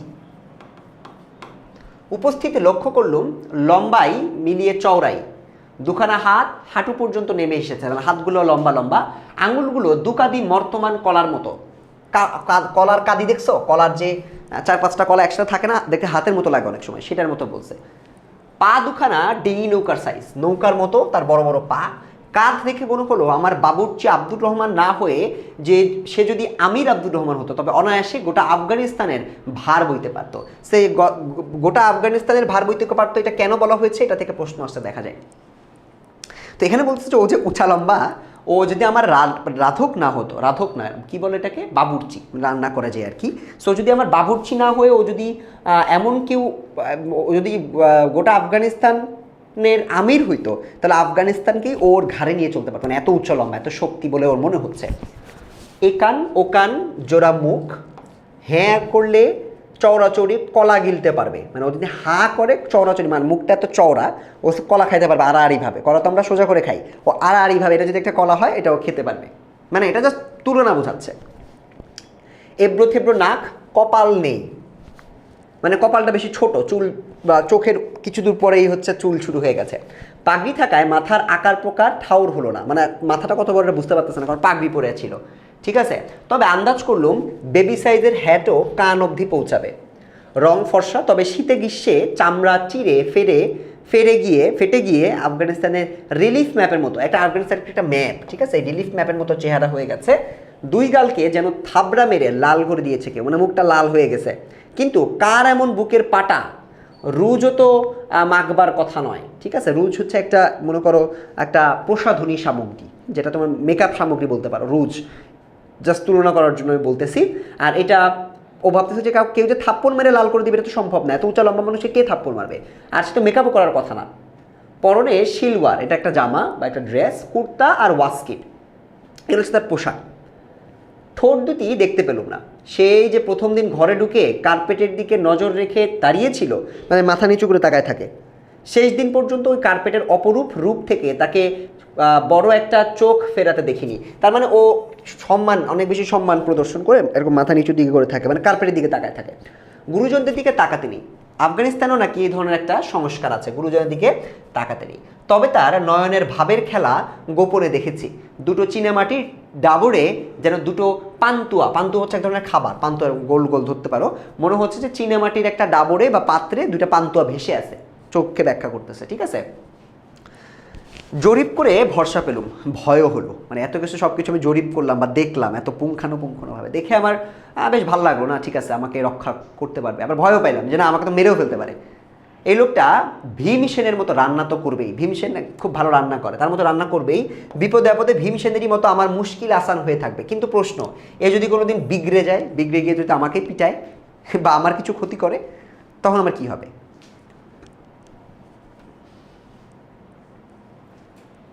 এরপর সে কি বলতেছে দেখো, এরপর ওগুলো তোমাদের কিছু ভাবার্থ আছে, তোমাদের বুঝতে হবে। এরপর সে বলল, রহমানকে জিজ্ঞেস করলাম পূর্বে কোথায় কাজ করেছো আব্দুর রহমানকে। উত্তর দিল, কোথাও না, পল্টনে ছিল, মেসের চার্জে, 1 মাস হলো খালাস পেয়েছি। রাইফেল চালাতে পারো? একগাল হাসলো। কি রাখতে জানো? পোলাও, কোরমা, কাবাব, ফালুদা। আমি জিজ্ঞেস করলাম, ফালুদা বানাতে বরফ লাগে, এখানে বরফ তৈরি করার কল আছে? কিসের কল? চিনতে পারবে, মানে বরফের কল, ও তো শুনি নাই আমি। আমি বললাম, তাহলে বরফ আসে কোত্থেকে? বরফ কল যদি নাই চিনে থাকো, বরফ কোথায় পাও? বলল, কেন? ওই পাঘমানের পাহাড় থেকে। বলে জানলা দিয়ে পাহাড়ের বরফ দেখিয়ে দিল। এটা বলে সে পাহাড় দেখিয়ে দিল, যে ওই যে পিছনে যে পাহাড় আছে, পাহাড় থেকে আসে। তাকে দেখলাম, যদিও গ্রীষ্মকাল, তবু সবচেয়ে উঁচু নীল পাহাড়ের গায়ে সাদা সাদা বরফ দেখা যাচ্ছে। তার মানে পাহাড়ের গায়ের যে বরফ, ওই বরফগুলো এনে খাওয়ায়। আশ্চর্য হয়ে বললাম, বরফ আনতে ওই উঁচুতে যাও? এত দূর তোমাকে চড়তে হয়?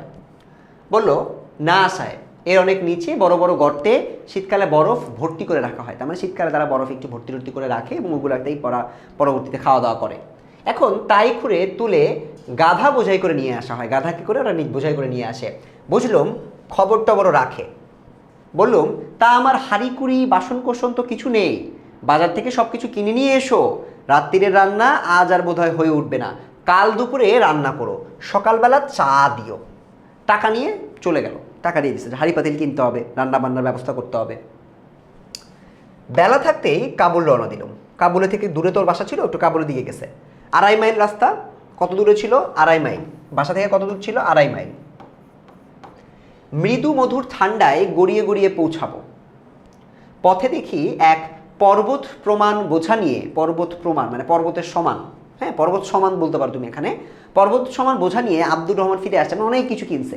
জিজ্ঞেস করলুম, এত বোঝা বইবার কি দরকার ছিল?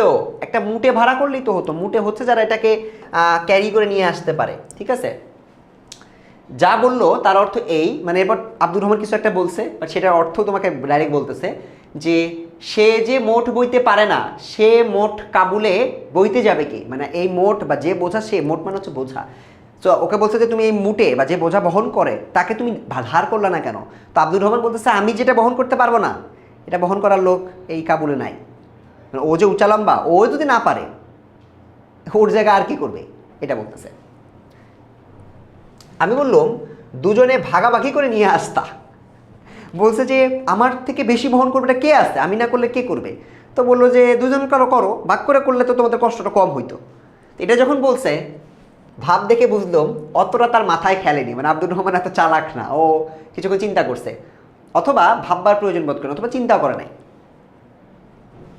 বোঝাটা নিয়ে আসছিল জালের প্রকাণ্ড থলেতে করে, তার ভিতর তেল, নুন, লকড়ি মানে কাঠ টাঠ, আমি যতদূর বুঝি, হ্যাঁ, যেগুলো দিয়ে রান্নাবান্না করবে সবই দেখতে পেলাম। আমি ফের চলতে আরম্ভ করলে বলল, সাহেব রাত্রে বাড়িতেই খাবেন। ওরা ইনিশিয়ালি কী চিন্তা করছে যে রাত্রে মনে হয় খাওয়া হবে না, কারণ এখন কখন খাবার আনবে, কখন রান্নাবান্না করবে, রাত্রে মনে হয় খাওয়া হবে না। তো ও বলছে সাহেব আপনি রাত্রে বাড়িতেই খেয়েন। খুব বেশি দূর যেতে হলো না। লবি দরিয়া অর্থাৎ কাবুল নদীর পাড়ে, নদীটার নাম কি, লবি দরিয়া অর্থাৎ কাবুল নদীর পাড়ে পৌঁছাতে না পৌঁছাতেই দেখি মসিয়ে জিরার, ওদেরকে বলা হয় মসিয়ে, আমরা বলি মসিউ, বজু মসিউ এভাবে বলতাম। বজু মানে হচ্ছে হ্যালো, আমি কিছু ফ্রেঞ্চ শিখছি তো, সো মসিউ হচ্ছে এটাকে বলে। আর মাদমোয়াজেল এটাও একটা উচ্চারণ। সো মসিয়ে জিরার টাঙা হাঁকিয়ে টক বগাবগ করে বাড়ি ফিরছেন। কলেজের বড় কর্তা বা বস হিসেবে আমাকে তিনি বেশ দু এক প্রস্ত ধমক দিয়ে বললেন, কাবুল শহরে নিশাচর হতে হলে বা রাতের বেলা ঘুরতে হলে যে তাগদ বা হাতিয়ারের প্রয়োজন বা যে অস্ত্র তোমার থাকতে হবে, সেই দুটোর একটাও তোমার কাছে নাই। তার মানে এত রাতে তুমি বের হয়েছো, তোমার কাছে তো এই জিনিসটা নাই, এটা তোমার বেরোনো উচিত হয় নাই। বসকে খুশি করবার জন্য যার ঘটে ফন্দি ফিকিরের অভাব, মানে ওর কাছে আসলে ফন্দি ফিকির নাই বসকে খুশি করার জন্য, তার পক্ষে কোম্পানির কাগজ হচ্ছে তর্ক, তার পক্ষে কোম্পানির কাগজ হচ্ছে তর্ক না করা। মানে তার মানে এখন যেটা করা উচিত সেটা হচ্ছে তর্ক না করা।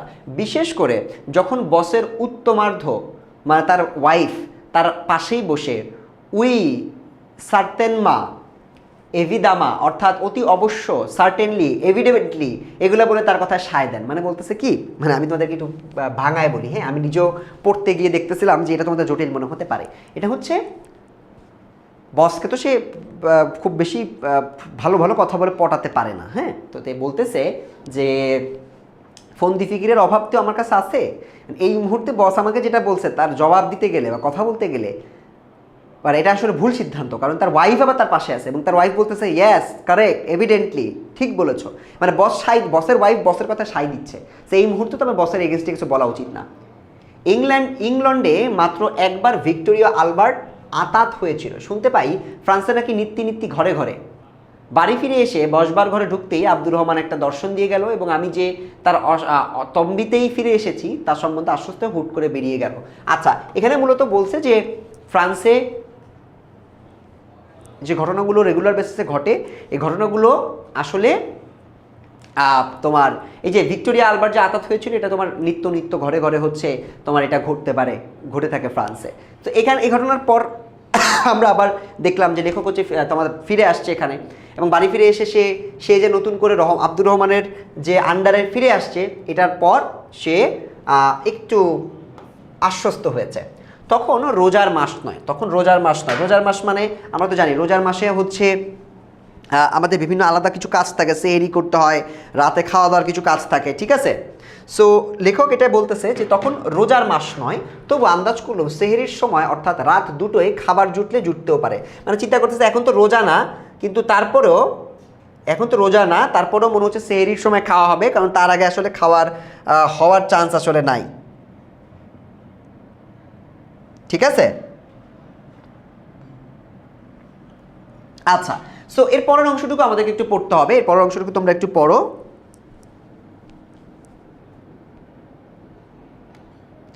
পরের অংশটা একটু তোমাদেরকে আমি দেখাই দিচ্ছি যে অনেক রাতে তো খাবার আসবে, সো অনেক রাতে যে খাবার আসবে এই খাবার আসার সময়ের কথা বলতেছে যে প্রায় তন্দ্রা লেগে গেছে। তন্দ্রা মানে হচ্ছে চোখ লেগে যাওয়া, তন্দ্রা লেগে গিয়েছিল, চোখ লেগে গিয়েছে প্রায়। শব্দ শুনে ঘুম ভাঙলো,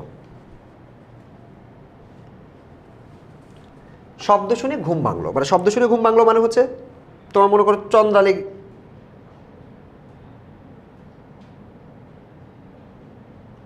একটু তোমরা এখানে পড়ো।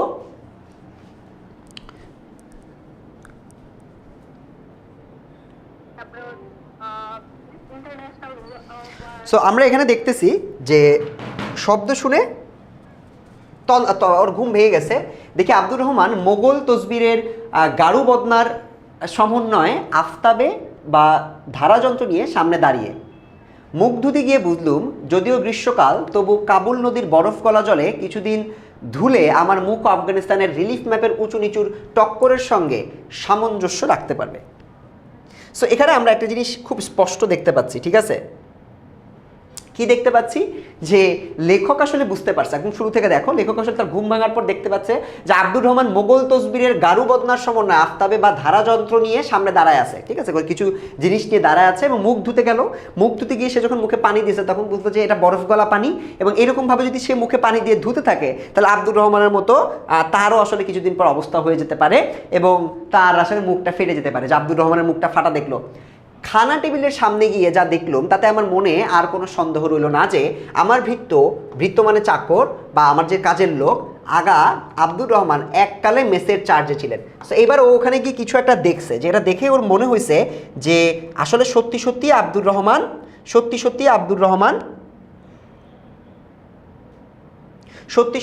রহমান মোটামুটি একসময় মেসের চার্জে ছিলেন, কারণ সে হচ্ছে খাবার দাবার রান্না করছে অনেক বেশি। আমরা কি করছে এটা আমরা এখনই দেখতে পারবো, ঠিক আছে? সো এখানে তার জিনিসটা আমরা একটু দেখব। ওকে, আমরা এবার একটু পরের অংশটায় যাই। পরের অংশটা কি বলছে? ডাবর নয়, ছোটখাটো একটা গামলা ভর্তি মাংসের কোরমা। কি রান্না করছে একটু দেখো। সো অনেক বেশি রান্নাবান্না তো এখানে করছে। সেই রান্নাবান্না দেখে আসলে ও এখানে বলতেছে যে হ্যাঁ, তার মানে তুমি আসলেই কোনো একটা মেসের চার্জে ছিলা। ওকে, এইবার দেখো, ডাবর নয় একটা গামলা ভর্তি মাংসের কোরমা বা পেঁয়াজ ঘিয়ের ঘনকার্থে শেরখানেক দুম্বার মাংস, তার মাঝে মাঝে কিছু বাদাম কিশমিশ লুকোচুরি খেলছে। হ্যাঁ, এক কোণে একটি আলু অপাঙ্ক্তেয় মানে যেটা মানে তোমার মনে করো অপাঙ্ক্তেয় শব্দের অর্থ আছে, মানে একটা আলু অপাঙ্ক্তেয় বা যেটা প্রয়োজন নাই বা নোটিসেবল হচ্ছে না, এরকম অপাঙ্ক্তেয় হওয়ার দুঃখে ডুবে মরার চেষ্টা করছে। হ্যাঁ, সো ডুবে মরার চেষ্টা করছে মানে ঝোলের মধ্যে আছে বা তরকারির মধ্যেই আছে। আরেক প্লেটে গোটা আস্টেক ফুল বোম্বাই সাইজের স্বামী কাবাব, বারকোশ থালায় এক ঝুড়ি কোফতা পোলাও, আর তার উপরেই বসে আছে একটি আস্ত মুরগি রোস্ট। সো এত কিছুও রান্না করছে। আমাকে হয়ে দাঁড়িয়ে থাকতে দেখে আব্দুর রহমান তাড়াতাড়ি এগিয়ে অভয় বাণী দিল, রান্নাঘরে আরও আছে।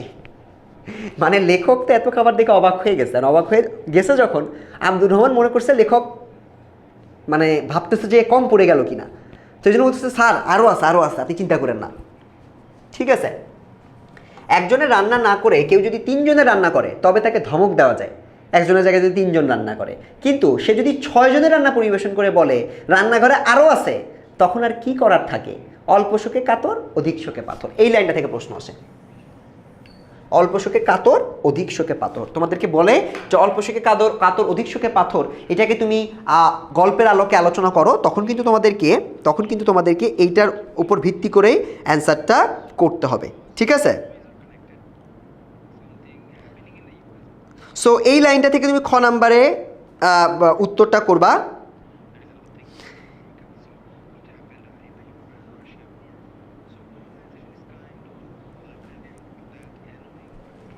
সো এবার আমরা পরবর্তী অংশটা একটু দেখি। পরবর্তী অংশটা হচ্ছে রান্না ভালো, তার মানে লেখক ওখান থেকে ওর খাবারগুলো খেয়ে বলতেছে যে রান্না ভালো, আমার ক্ষুধাও ছিল, কাজেই গড়পড়তা বাঙালির চেয়ে কিছু কম খাইনি। একজন বাঙালিরা যে বেশি খায়, পেটুক বাঙালি আমরা বেশি খেয়েছে। তার ওপর অদ্য রজনী বা ওই রাজে প্রথম রাজ এবং আব্দুর রহমানও ডাক্তারি কলেজের ছাত্র, যেরকম তন্ময় হয়ে মরা কাটা দেখে সেই রকম আমার খাওয়ার রকম বহর দুই তার ডাবর চোখে ভরে দেখে নিচ্ছিল। মানে একজন ডাক্তার প্রথম তোমার ডাক্তারি কলেজের ছাত্র যেরকম মরা কাটা দেখে যেরকম প্রথম দিকে, সেই রকম তার খাওয়াটাকেও হচ্ছে আব্দুর রহমান দেখছে বলে তার মনে হলো। আমি বললাম ব্যাস, উৎকৃষ্ট রেখেছ আব্দুর রহমান অন্তর্ধান ফিরে এলো হাতে এক থালা ফালুদা নিয়ে। আমি সবিনয়ে জানালুম যে আমি মিষ্টি পছন্দ করি না। আব্দুর রহমান পুনরূপী অন্তর্ধান, চুপ করে আছে। আবার ফিরে এলো এক ডাবর নিয়ে পেজা বরফের গুঁড়োয় ভর্তি। আমি বোকা বলে জিজ্ঞাসা করলাম এ আবার কি? আব্দুর রহমান উপরের বরফ সরিয়ে দেখালো নিচে আঙুর, মানে ফালুদা খাবেন না আঙুর খান। মুখে বলল বাগেবালার বরফি আঙুর তামাম আফগানিস্তানে মশহুর, মানে পাওয়া যায় না, খুবই ফেমাস। বলেই একখানা শশারে কিছু বরফ আর গোটা কয়েক আঙুর নিয়ে বসলো। আমি আঙুর খাচ্ছি, ও ততক্ষণে এক একটা করে হাতে নিয়ে সেই বরফের টুকরোয় ঘুরিয়ে ফিরিয়ে অতি সন্তর্পণে ঘষে, মেয়েরা যেরকম আচারের জন্য কাগজি লেবু পাথরের শিলেতে ঘষে ওই একইভাবে সে এটা ক্লিয়ার করতেছিল, করে করে তাকে খাওয়ার জন্য দিচ্ছিল। বুঝলাম বরফ ঢাকা থাকা সত্ত্বেও আঙুর যথেষ্ট ঠান্ডা হয় নাই, এই কারণে সে একটু বরফের সাথে ঘষে আর একটু ঠান্ডা করার চেষ্টা করতেছে। ওদিকে তালু আর জিবের মাঝখানে একটা আঙুরের চাপ দিতেই আমার ব্রহ্মরন্ধ্র পর্যন্ত খুব বেশি ঝিনঝিন করে উঠছে। কিন্তু পাছে আব্দুর রহমান ভাবে তার মনিব নিতান্ত জঙ্গলি, তাই খাইবার পাশের হিম্মত বুকে সঞ্চয় করে গোটা আষ্টেক আমি গিললাম। মানে লেখকের চিন্তা করতেছে যে আব্দুর রহমান যদি আমাকে অন্যরকম মনে করে এই কারণে আমার এখন খেয়ে ফেলা উচিত, সো এরকম গোটা আষ্টেক গিলে ফেলছে। কিন্তু বেশিক্ষণ চালাতে পারলাম না, ক্ষান্ত দিয়ে বললুম যথেষ্ট হয়েছে আব্দুর রহমান, এবারে তুমি গিয়ে ভালো করে খাওয়া দাওয়া করো। কার গোয়াল কে দেয় ধুয়ো। এবার আব্দুর রহমান এলেন চায়ের স্বাদ সরঞ্জাম নিয়ে, কাবুলি সবুজ চা। কার গোয়াল কে দেয় ধুয়ো মানে বলতেছে যাই বললি ও শুনতেছে না, ও অন্য কাজ করতেছে। ওখানে ওর মতো করে যে চায়ের ব্যবস্থা করছে, সবুজ চা, পেয়ালা ঢাললে অতি ফিকে হলদে রং দেখা যায়। সে চায়ে দুধ দেওয়া হয় না, প্রথম পেয়ালায় চিনি দেওয়া হয়, দ্বিতীয় পেয়ালায় তাও না। এরপর ওই রকম তৃতীয় চতুর্থ কাবুলিয়ারা পেয়ালা 6 খায়, অবশ্যই পেয়ালা সাইজ খুব ছোট, কফির পাত্রের মতো। চা খাওয়া শেষ হলে আব্দুর রহমান 10 মিনিটের জন্য বেরিয়ে গেল। ভাবলুম এই বেলা দরজা বন্ধ করে দেই, না হলে আবার হয়তো কিছু একটা নিয়ে আসবে।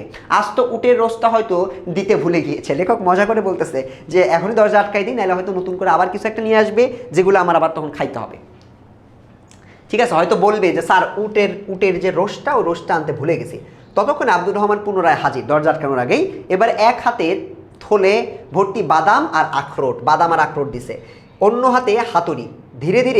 ধীরে সুস্থে ঘরের এক কোণে পা মুড়ে বসে বাদাম আখরোটের খোসা ছাড়াতে লাগলো। তার মানে খাওয়া এখনো পর্যন্ত শেষ হয় নাই, সে পুনরায় অন্যান্য বিভিন্ন খাবার নিয়ে আসতেছে। এখন সে আখরোট এবং বাদাম নিয়ে আসছে। এক মুঠো আমার কাছে নিয়ে এসে দাঁড়ালো, মাথা নিচু করে বলল আমার রান্না হুজুরের পছন্দ হয়নি। সে কি করতেছে দেখো, সে এবার বলতেছে আমার রান্না কি হুজুরের পছন্দ হয়নি? জিজ্ঞাসা করেন, ডাইরেক্ট বলে ফেলছে আমার রান্না হুজুরের পছন্দ হয়নি। কে বললো পছন্দ হয়নি? অবশ্যই পছন্দ হয়েছে, তবে ভালো করে খেলেন না কেন? এত কিছু খাইছে তারপর বলতেছে ভালো করে খেলেন না কেন? আমি বিরক্ত হয়ে বললাম কি আশ্চর্য, তোমার বপুটার সঙ্গে আমার তনুটা মিলিয়ে দেখো তো, তোমার শরীরের একটা অংশের সাথে আমার তো শরীরটা মিলিয়ে দেখো তো, তার থেকে আন্দাজ করতে পারো না আমার পক্ষে কি পরিমাণ খাওয়া সম্ভবপর? আব্দুর রহমান তর্কাতর্কি না করে ফের সেই কোণে গিয়ে আখরোট বাদামের খোসা ছাড়াতে লাগলো। অবশ্য তোমার মতো আমি এত খাই, তোমার শরীরের আমার শরীর তুমি কি দেখছো? দুজনের শরীরের পার্থক্য, তাহলে আমারে দেখে তুমি বুঝো না যে আমি কতটুকু খেতে পারি? তারপর আপন মনে বলল কাবুলের আবহাওয়া বড়ই খারাপ। পানি তো পানি নয়, সে যেন গালানো পাথর। পেটে গিয়ে এক কোণে যদি বসলো তবে ভরসা হয় না আর কোনোদিন বেরুবে। কাবুলের হাওয়া তো হাওয়া নয়, আতশবাজির হুক্কা কেন বলছে? মানুষের খিদে হবেই বা কি করে? ও নিজে এখন বিড়বিড় করতেছে যে আমার খাবার আপনি খেতে পারলেন না। কেন খেতে পারলেন না? এলাকার পরিবেশ তো ভালো না, এই জন্য খাইতে পারতেছেন না। পেট ভরে মানুষ খাবে কিভাবে? মানে ও পরিবেশকে দৌড়াচ্ছে। আমার দিকে না তাকিয়ে তারপর জিজ্ঞেস করলো হুজুর কখনো পানশির গিয়েছেন? পানশির হচ্ছে একটা লোকেশন, হ্যাঁ, একটা জায়গার নাম। কখনো কি পানশির গিয়েছেন? পানশির সে আবার কোথায়? উত্তর আফগানিস্তান। এটা এমসিকিউতে আসে, পানশির কোথায়? আমার দেশ সে কি জায়গা? একটা আস্ত দুম্বা খেয়ে এক ঢোক পানি খান আবার খিদে পাবে। মানে পানশিরের পরিবেশটা তার কাছে অনেক ভালো লাগতেছে। মনে হচ্ছে এখানে যদি তুমি একটা আস্ত দুম্বা খাও এবং খেয়ে যদি জাস্ট এক ঢোক পানি খাও তাহলে তোমার মনে হবে তোর আবার খিদে লাগবে। মানে তুমি এত খিদার চাহিদা থাকবে মানুষের শরীরে। আকাশের দিকে মুখ করে একটা লম্বা দম নিন, মনে হবে তাজি ঘোড়ার সঙ্গে বাজি রেখে ছুটতে পারি। পানশিরের মানুষ তো পায়ে হেঁটে চলে না, বাতাসের উপর ভর করে যেন উড়ে চলে। শীতকালে সে কি বরফ পড়ে, মাঠ পথ পাহাড় নদী গাছপালা সব ঢাকা পড়ে যায় বরফে। ক্ষেত খামারের কাজ বন্ধ থাকে, বরফের তলায় রাস্তা চাপা পড়ে গেছে, কোনো কাজ নেই কর্ম নেই, বাড়ি থেকে বেরোনোর কথাই উঠে না। আহা সে কি আরাম, লোহার বারকোষে আভার জ্বালিয়ে তার উপর ছাই ঢাকা দিয়ে কম্বলের তলায় চাপা দিয়ে বসবেন গিয়ে জানালার ধারে, বাইরে দেখবেন বরফ পড়তেছে, বরফ পড়ছে পড়ছে পড়ছে 2 দিন 3 দিন 5 দিন 7 দিন ধরে। এইখানে আমরা দেখতেছি যে আমাদের আব্দুর রহমানের যে বাড়ি, হ্যাঁ, সে বাড়ির সম্পর্কে বা সে যে এলাকা, সেই এলাকা সম্পর্কে এখানে সুন্দর করে ব্যাখ্যা দেওয়ার চেষ্টা করছে। ঠিক আছে, তো এই ব্যাখ্যাটা তোমাদের পরীক্ষায় খ নাম্বারে গ নাম্বারে লেখা লাগতে পারে এবং এটা তোমাদের বাদ দেওয়ার কোনো সুযোগ নাই। এই ব্যাখ্যাটা বারবার পড়বা এবং পড়ে তোমাদের খাতায় লেখার প্র্যাকটিস করবা। আপনি বসেই আছেন আর দেখছেন চেতৌর্বর্ষ ববারদ কীরকম বরফ পড়ে। আমি বললাম 7 দিন ধরে জানালার কাছে বসে থাকবো। এখানে অনেকগুলো শব্দ ভুলভাবে লেখা থাকতে পারে, বাট আমরা একদম অর্থের মিনিংটা একটু বোঝার চেষ্টা করি। এখানে সে জানালার কাছে বসে থাকার কথা বলছে। ঠিক আছে, আব্দুর রহমান আমার দিকে এমন করুণভাবে তাকালো যে মনে হলো এরকম, আচ্ছা কি জিজ্ঞেস করছে একটু দেখো, 7 দিন ধরে জানালার কাছে বসে থাকবো? বলছে আপনি জানালার কাছে বসে বসে দেখবেন কেমন বরফ পড়ে। তো আমি বলছি, লেখক বলতেছে যে 7 দিন বসে বসে বরফ পড়া দেখবো। আব্দুর রহমান আমার দিকে এমন করুণভাবে তাকালো যে মনে হলো এরকম বেরসিকের পাল্লায় সে জীবনে কোনোদিন পড়ে নাই। মানে কোশ্চেনটা খুব মনে হচ্ছে অনাকাঙ্ক্ষিত হয়ে গেছে, জীবনে আর কখনো এতটা অপদস্থ হয়নি। ম্লান হেসে বলল একবার আসুন, জানালার পাশে বসুন, দেখুন, পছন্দ না হয় আব্দুর রহমানের গর্দান্ত রয়েছে, মানে যদি আপনার ভালো না লাগে আপনি আমার গলা কেটে ফেলেন, মানে এতটা কনফিডেন্ট। খেয়ে তুলে নিয়ে বলল সে কত রকমের বরফ পড়ে, কখনো সোজা ছেঁড়া ছেঁড়া পেজা তুলোর মতো, তারই ফাঁকে ফাঁকে আসমান জমিন কিছু কিছু দেখা যায়, কখনো ঘুরঘুরটি ঘন চাদরের মতো নেবে এসে চোখের সামনে পর্দা টেনে দেয়। বরফ অনেক সময় এমনভাবে পড়ে মনে হয় চোখের তুমি কিছু দেখতে পারতেছো না। ঠিক আছে, পর্দা টেনে দেয়। কখনো বয় জোর বাতাস, প্রচণ্ড ঝড়, বরফের পাজে যেন সে বাতাস ডাল গলাবার চরকি চালিয়ে দিয়েছে। বরফের গুঁড়ো ডাইনে বায়ে উপর নিচে এলো পাথারে ছুটোছুটি লাগায়, হু হু করে কখনো এক মুখে হয়ে তাজি ঘোড়াকে হার মানিয়ে ছুটে চলে। মানে বরফের পরিমাণটা যেভাবে যায়, বরফটা যেভাবে ছুটে চলে মনে হয় যেন তেজি ঘোড়ার মতো চলতেছে। কখনো সব ঘুটঘুটে অন্ধকার, শুধু শুনতে পাবেন শো, তার সঙ্গে আবার মাঝে মাঝে যেন দারুল আমানের ইঞ্জিনের সিটির শব্দ। কিসের শব্দ? দারুল আমানের ইঞ্জিনের সিটি মারে না, সিটির শব্দ।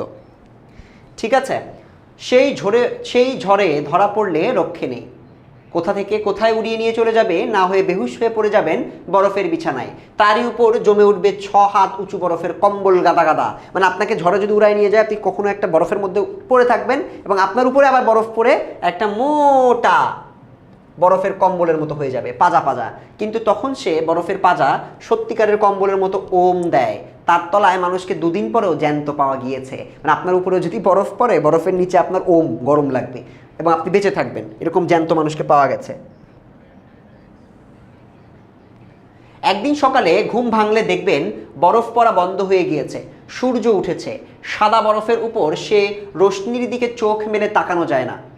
একদিন সকালে আপনি যদি কোনোদিন বরফের তলায় চাপা পড়েন, সেই চাপাটাকে আপনি পড়লে উঠে দেখবেন, সেই চাপা পড়া থেকে উঠে আপনি দেখবেন বরফ পড়া যেদিন বন্ধ হয়ে গেছে, সূর্য উঠছে, সাদা বরফের উপর সে রশ্মির দিকে চোখ মেলে তাকানো যায় না। কাবুলের বাজারে কালো চশমা পাওয়া যায়, তাই পরে তখন বেরোতে হবে। তুষার পড়া বন্ধ হলে যখন সূর্যটা উঠে, তখন সে বলতেছে আপনাকে চশমা পরে বেরোতে হবে। যে হাওয়া দম নিয়ে বুকে ভরবেন, তাতে এক রত্তি ধুলো নেই, বালু নেই, ময়লা নেই, ছুরির মতো ধারালো ঠান্ডা হাওয়া, নাক মগজ ধুলা গলা বুক চিরে ঢুকবে, আবার বেরিয়ে আসবে ভিতরকার সব ময়লা ঝেঁটিয়ে নিয়ে। এখানে খুব চমৎকার একটা লাইন সেখানে বলছে যে যেখানে আসলে ধুলাবালি নেই, প্রকৃতিটা অনেক সুন্দর, সেই বাতাসটা তুমি নাক দিয়ে নিলে বুক চিরে ঢুকে যাবে এবং তোমার ভিতরের ময়লা, এই ময়লা মানে এখানে রূপক অর্থে বোঝানো হয়েছে, ভিতরের সব কিছু খারাপ জিনিসগুলোকে বের করে নিয়ে আসবে, নিয়ে এসে ঝেঁটিয়ে নিয়ে যাবে, মানে বের করে নিয়ে আসবে। দম নেবেন, ছাতি বা বুক এক বিঘত ফুলে উঠবে, দম ফেলবেন, এক বিঘত নেমে আসবে। এক এক দম নেওয়াতে 1 বছর আপনার আয়ু বাড়বে, এটা সিকিউতে আসে। একবার দম ফেলাতে 100টা বেমারি মানে হচ্ছে রোগ বেরিয়ে যাবে। তখন ফিরে এসে হুজুর একটা আস্ত দুম্বা যদি না খেতে পারেন, মানে আমার বাড়ি আপনি যাবেন, আমার বাড়ি গিয়ে যদি আপনি এই যে এত কিছু যেগুলো বললাম এগুলো আপনি করার পরে যদি একটা আস্ত দুম্বা এটা যদি আপনি না খেতে পারেন, তবে আমি আমার গোফ কামিয়ে ফেলবো, বাজি লাগতেছে। আমি মোটামুটি শিওর আপনি যদি আমার কথা মতো যান এবং যে যদি আপনি খাওয়া দাওয়া করেন, তাহলে আপনি ফিরে এসে আপনি আমার মতো আমি যেভাবে খাই সেভাবে আপনি একটা দুম্বা খেতে পারবেন, ঠিক আছে?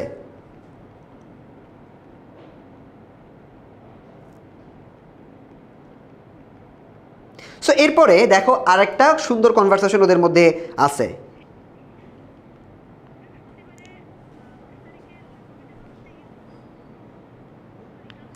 সো এখানে দেখো আমি বললাম, দেখো কি বলছে, সে বলতেছে, লেখক বলতেছে, আমি বললাম হ্যাঁ আব্দুর রহমান, তোমার কথাই সই মানে সত্য, ঠিক আছে, তোমার কথাই মানলাম। শীতকালটা আমি পানশিরেই কাটাবো। পানশিরের নাম কি? পানশির শহর সম্পর্কে তোমার কিন্তু ব্যাখ্যা করা লাগতে পারে সিকিউতে, ঠিক আছে? আব্দুর রহমান গদগদ হয়ে বলল, সে বড় খুশি, বাত হবে হুজুর, এ বড় খুশির কথা হুজুর। আমি বললাম তোমার খুশির জন্য নয়, আমার প্রাণ বাঁচাবার জন্য। তোমার খুশির জন্য যাব না, আমি আমার প্রাণ, তুমি যে বলছো ওখানে গেলে রোগ বেমারি চলে যাবে, আমি আমার প্রাণ বাঁচানোর জন্য যাব। আব্দুর রহমান ফ্যাল করে আমার দিকে তাকালো, মানে তা খুশি হয়েছে, ওরা রাগ করে নাই। আমি বুঝিয়ে বললাম, তুমি যদি সমস্ত শীতকালটা জানালার পাশে বসে কাটাও, তবে আমার রান্না করবে কি আব্দুর রহমান? তার মানে হচ্ছে তুমি তো যাবা আমার সাথে, এবং তুমি যদি পুরোটা শীতকালের কোনো রান্না জানালার কাছে যদি বসে থাকো, তাহলে তাহলে আমার রান্নাটা কে করবে? তুমি তো রান্নার কাজে আসো, সো তুমি কি আমার রান্নাটা করতে পারবা না? সো এটা হচ্ছে আমাদের এই পুরা গল্পের একটা ভ্রমণ কাহিনী। যে ভ্রমণ কাহিনীটাতে আমরা মোটামুটি বুঝতে পারতেছি যে কোনটা আমাদের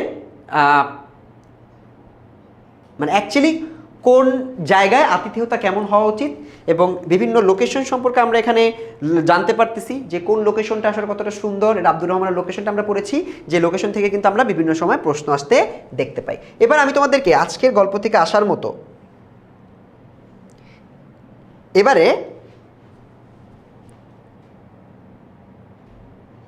এবারে আমরা এই যে ভ্রমণ কাহিনীটা আছে, এই ভ্রমণ কাহিনীটার উপরে ভিত্তি করে আমাদের যে তথ্যগুলো থেকে প্রশ্ন আসতে পারে সেই তথ্যগুলো একটু আমরা দেখব, ঠিক আছে? সেই তথ্যগুলো আমরা একটু দেখব।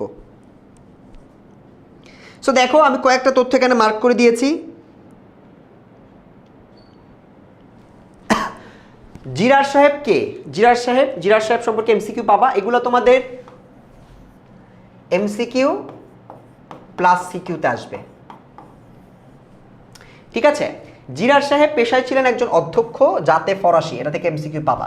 সৈয়দ মুস্তফা আলীর থাকার জন্য বাসা ঠিক হয় রাজধানী কাবুল থেকে 2.5 মাইল দূরে। কত মাইল দূরে? 2.5 মাইল দূরে, খাজামোল্লা গ্রামে। কোথায় হয়? খাজামোল্লা গ্রাম। এই গ্রামের নামটা এমসিকিউতে পেতেও পারো, ঠিক আছে? আফগানিস্তানের লেখকের দেখাশোনার দায়িত্ব নিয়োজিত ছিলেন আগা আব্দুর রহমান। ইতিপূর্বে দায়িত্বে ছিলেন পল্টনের একটি মেসের ইনচার্জ হিসেবে তিনি দায়িত্ব পালন করেছেন। আব্দুর রহমান উচ্চতা ছিল 6 ফুট 4 ইঞ্চি। ভাই 6 ফুট মানে বুঝো, আমি হচ্ছে 5 ফুট 7, ধরো এর থেকে আরো কত ইঞ্চি বড়, 5 ফুট না 6 ফুটের সাথে আবার 4 ইঞ্চি, তারপরে অনেক উঁচা লম্বা ছিল। রং ফর্সা, চামড়া ফেটে গিয়ে চেহারা হয়েছে আফগানিস্তানের রিলিফ ম্যাপের মতো। এই রিলিফ ম্যাপের মতো এটা ক নাম্বারের প্রশ্নও পাবা, যে আফগানিস্তানের রিলিফ ম্যাপের মতো কি, বা তার ফেসের বর্ণনা দাও, তখন তোমাকে রিলিফ ম্যাপের এটা লিখতে হবে। লেখকের ভাবনায় তার আঙুলগুলো দুকাদি মর্তমান কলার মতো, এটা আমরা পড়েছি। কার হাত? তার মানে হচ্ছে আব্দুর রহমানের, কনফিউজড হও না, আব্দুর রহমানের হাত হচ্ছে দুকাদি মর্তমান কলার মতো, পা হচ্ছে ডিঙি নৌকার মতো। আমার মুখস্থ হয়ে গেছে। বিবিধ মানে নানা কাজে পারদর্শিতার জন্য আব্দুর রহমানকে বলা হয়েছে হরফন মৌলা বা সকল কাজের কাজী। এটা থেকে খ নাম্বারে পাবা। তাকে কেন সকল কাজের কাজী বলা হয়েছে, বা এটা একটু হরফন মৌলাও বলতে পারে, অথবা তোমাকে এটাও বলতে পারে যে জুতা পালিশ থেকে খুন খারাপি, এটা দ্বারা কি বোঝানো হয়েছে, একই কথা কিন্তু। লেখক গোপনে দেখছেন আব্দুর রহমানের নয়নের ভারের খেলা, চীনামাটির ডাবরে ভেসে ওঠা পান্তুয়ার মতো। চীনামাটির ডাবরে বা চীনামাটির পাত্রে ভেসে ওঠা পান্তুয়ার মতো, এটা পান্ডুয়া না, পান্তুয়া হবে। পাগমান পাহাড়ের নিচে গর্ত করে বরফ ভর্তি করে রাখা হয়, কখন? শীতকালে সংগ্রহ করা হয়, এবং শীতকালে সংগ্রহ করা হয় গ্রীষ্মকালে গর্ত খুঁড়ে প্রয়োজন অনুযায়ী এটাকে বের করা হয়, ঠিক আছে, মানে গর্ত করে ওখান থেকে বের করে নিয়ে আসে। আব্দুর রহমান রাঁধতে পারে পোলাও, কোরমা, কাবাব, ফালুদা। আব্দুর রহমানের বাড়ি উত্তর আফগানিস্তানের পানশিরে, এটা খুবই গুরুত্বপূর্ণ, খুবই খুবই গুরুত্বপূর্ণ। মসিয়ে জিরোরের সাথে লেখকের দ্বিতীয়বার দেখা হয় কোথায়? লবি দরিয়াতে। লবি দরিয়া একটা নদী, যেটা কাবুলের একটা নদীর তীরে, কাবুল নদীর তীরে তিনি তখন বাড়ি ফিরছিলেন টাঙা হাঁকিয়ে, তার ওয়াইফও ছিল সাথে, এটাও মনে রাখতে পারো। অধ্যক্ষ জিরারের মতে কাবুল শহরে নিশাচর হতে প্রয়োজন তাগদ এবং হাতিয়ার। তাগদ এবং হাতিয়ার, তাগদ তাকাত বা তাগদ মানে কিছু জিনিস প্রয়োজন, হাতিয়ার প্রয়োজন, সাহস প্রয়োজন, এটা কোনোটাই তোমার নাই, ঠিক আছে। কাবুলিয়ালারা চা পান করে সবুজ রঙের, পেয়ালায় ঢাললে তা ফিরে দেখায়, তারা একের পর এক পান করে, এভাবে 6টা কাপ তারা খেতে থাকে। কাপগুলোর সাইজ ছোট, কফি সাইজের, এটা এখানে লেখা নাই, আমি লিখে দিলাম কফি সাইজের।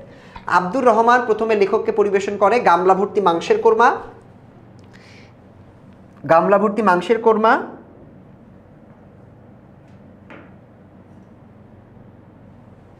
ঠিক আছে, গামলা ভর্তি মাংসের কোরমা, শেরখানেক দুম্বার মাংস, গোটা আষ্টেক বোম্বাই সাইজের স্বামী কাবাব, এক ঝুড়ি কোফতা, ঠিক আছে, এক ঝুড়ি কোফতা এবং আস্ত মুরগির রোস্ট। এগুলো বিভিন্ন খাবারের নাম যেগুলো বলছে তোমার মনে রাখো, এগুলো এমসিকিউতে দিবে না, এগুলো তুমি যখন সিকিউতে লিখতে দিবে তখন তুমি এগুলো ইনক্লুড করে লিখবা, ঠিক আছে, এবং এগুলো ইনক্লুড করে লিখলে তোমাদের মার্কসটা বেশি পাবা। ভ্রমণকারীর ঘটনা বা বিষয়বস্তু আরেকটু কিছু আছে।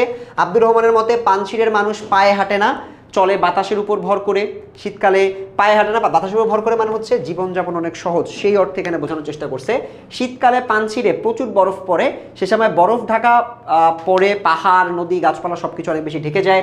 আব্দুর রহমানের কথায় 2 দিন পরও মানুষকে জ্যান্ত অবস্থায় পাওয়া যাবে। কয়দিন পরে? 2 দিন পরে পাওয়া যাবে, শীতকালে পানশিবের বরফের তলায়,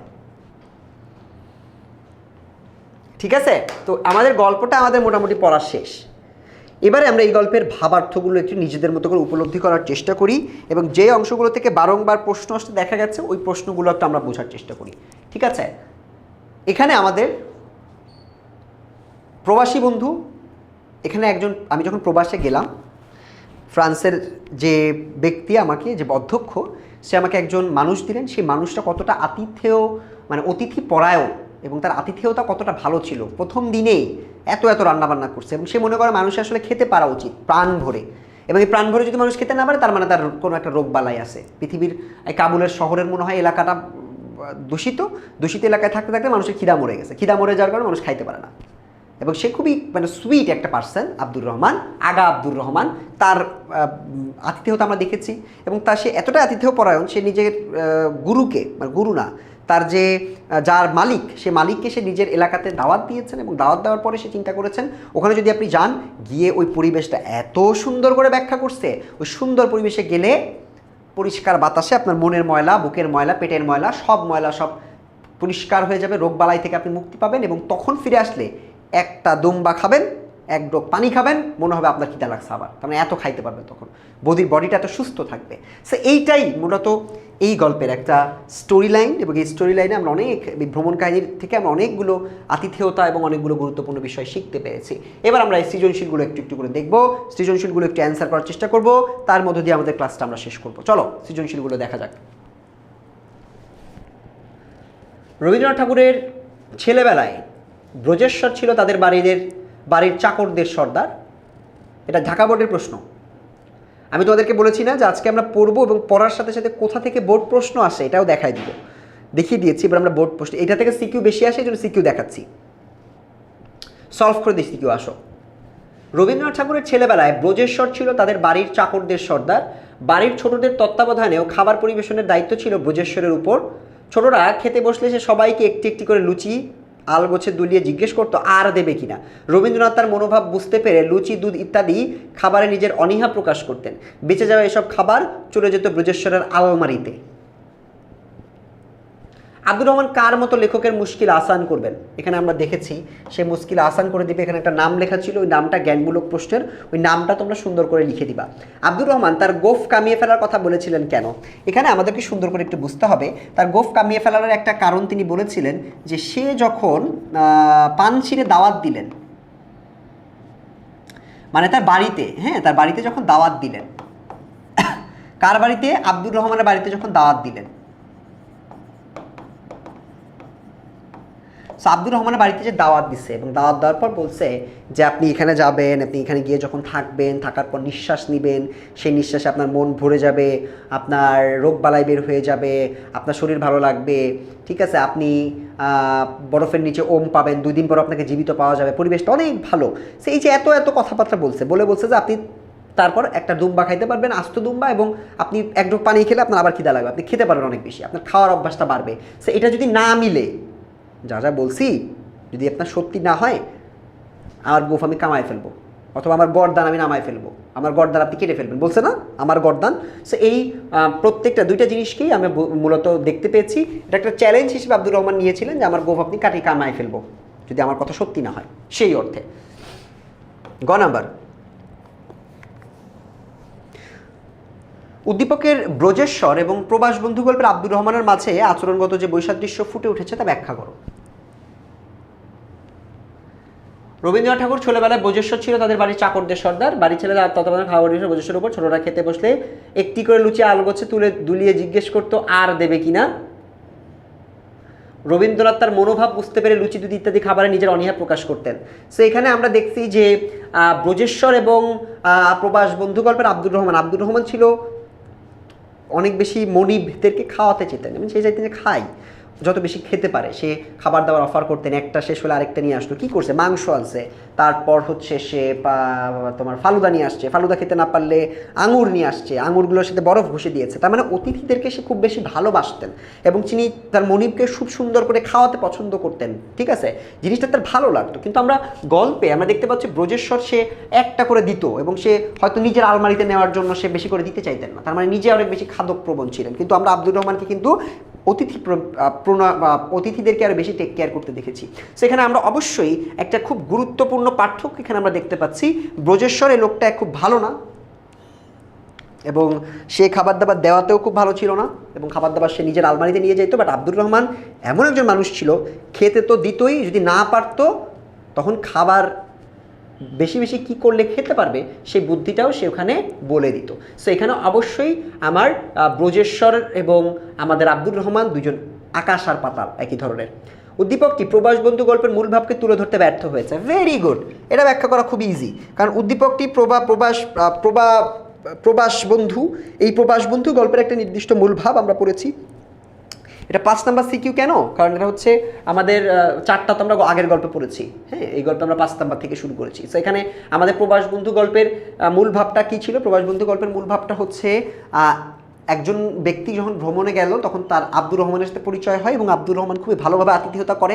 একটা প্রপার আতিথেয়তা দেখতে কেমন হয় এবং মানুষ কতটা সহজ সরলভাবে এই আতিথেয়তাটা করতে পারে সেটা কিন্তু আমরা স্পষ্ট আমাদের ওই গল্পটাতে দেখেছিলাম, এবং আমরা লেখক এবং আব্দুর রহমানের মধ্যে একটা চমৎকার সম্পর্ক দেখতে পেয়েছিলাম, যে সম্পর্কটা ভালোবাসার, সম্প্রীতির, তাদের মধ্যে মনে করো অতিথিদের প্রতি যে ভালোবাসা রাখতে হবে, ভালো মনোভাব রাখতে হবে, সেটা আমরা দেখতে পেয়েছি, যেটা কিন্তু আমরা এই গল্পে দেখতে পাচ্ছি না।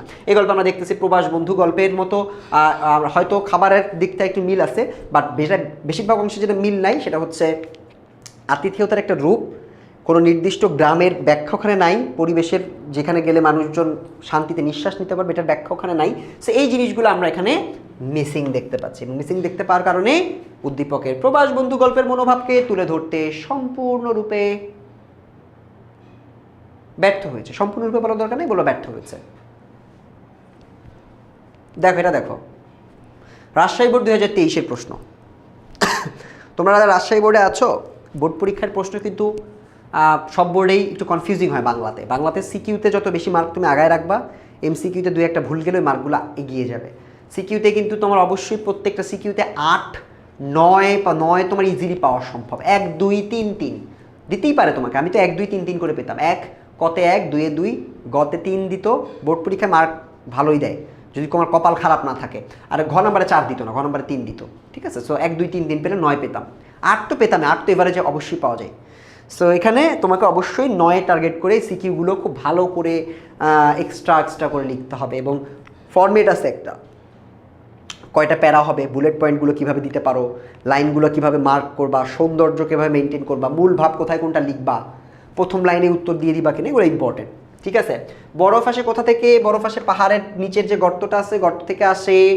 পাহাড়ের একটা নাম বলা আছে, নামসহ লিখবা।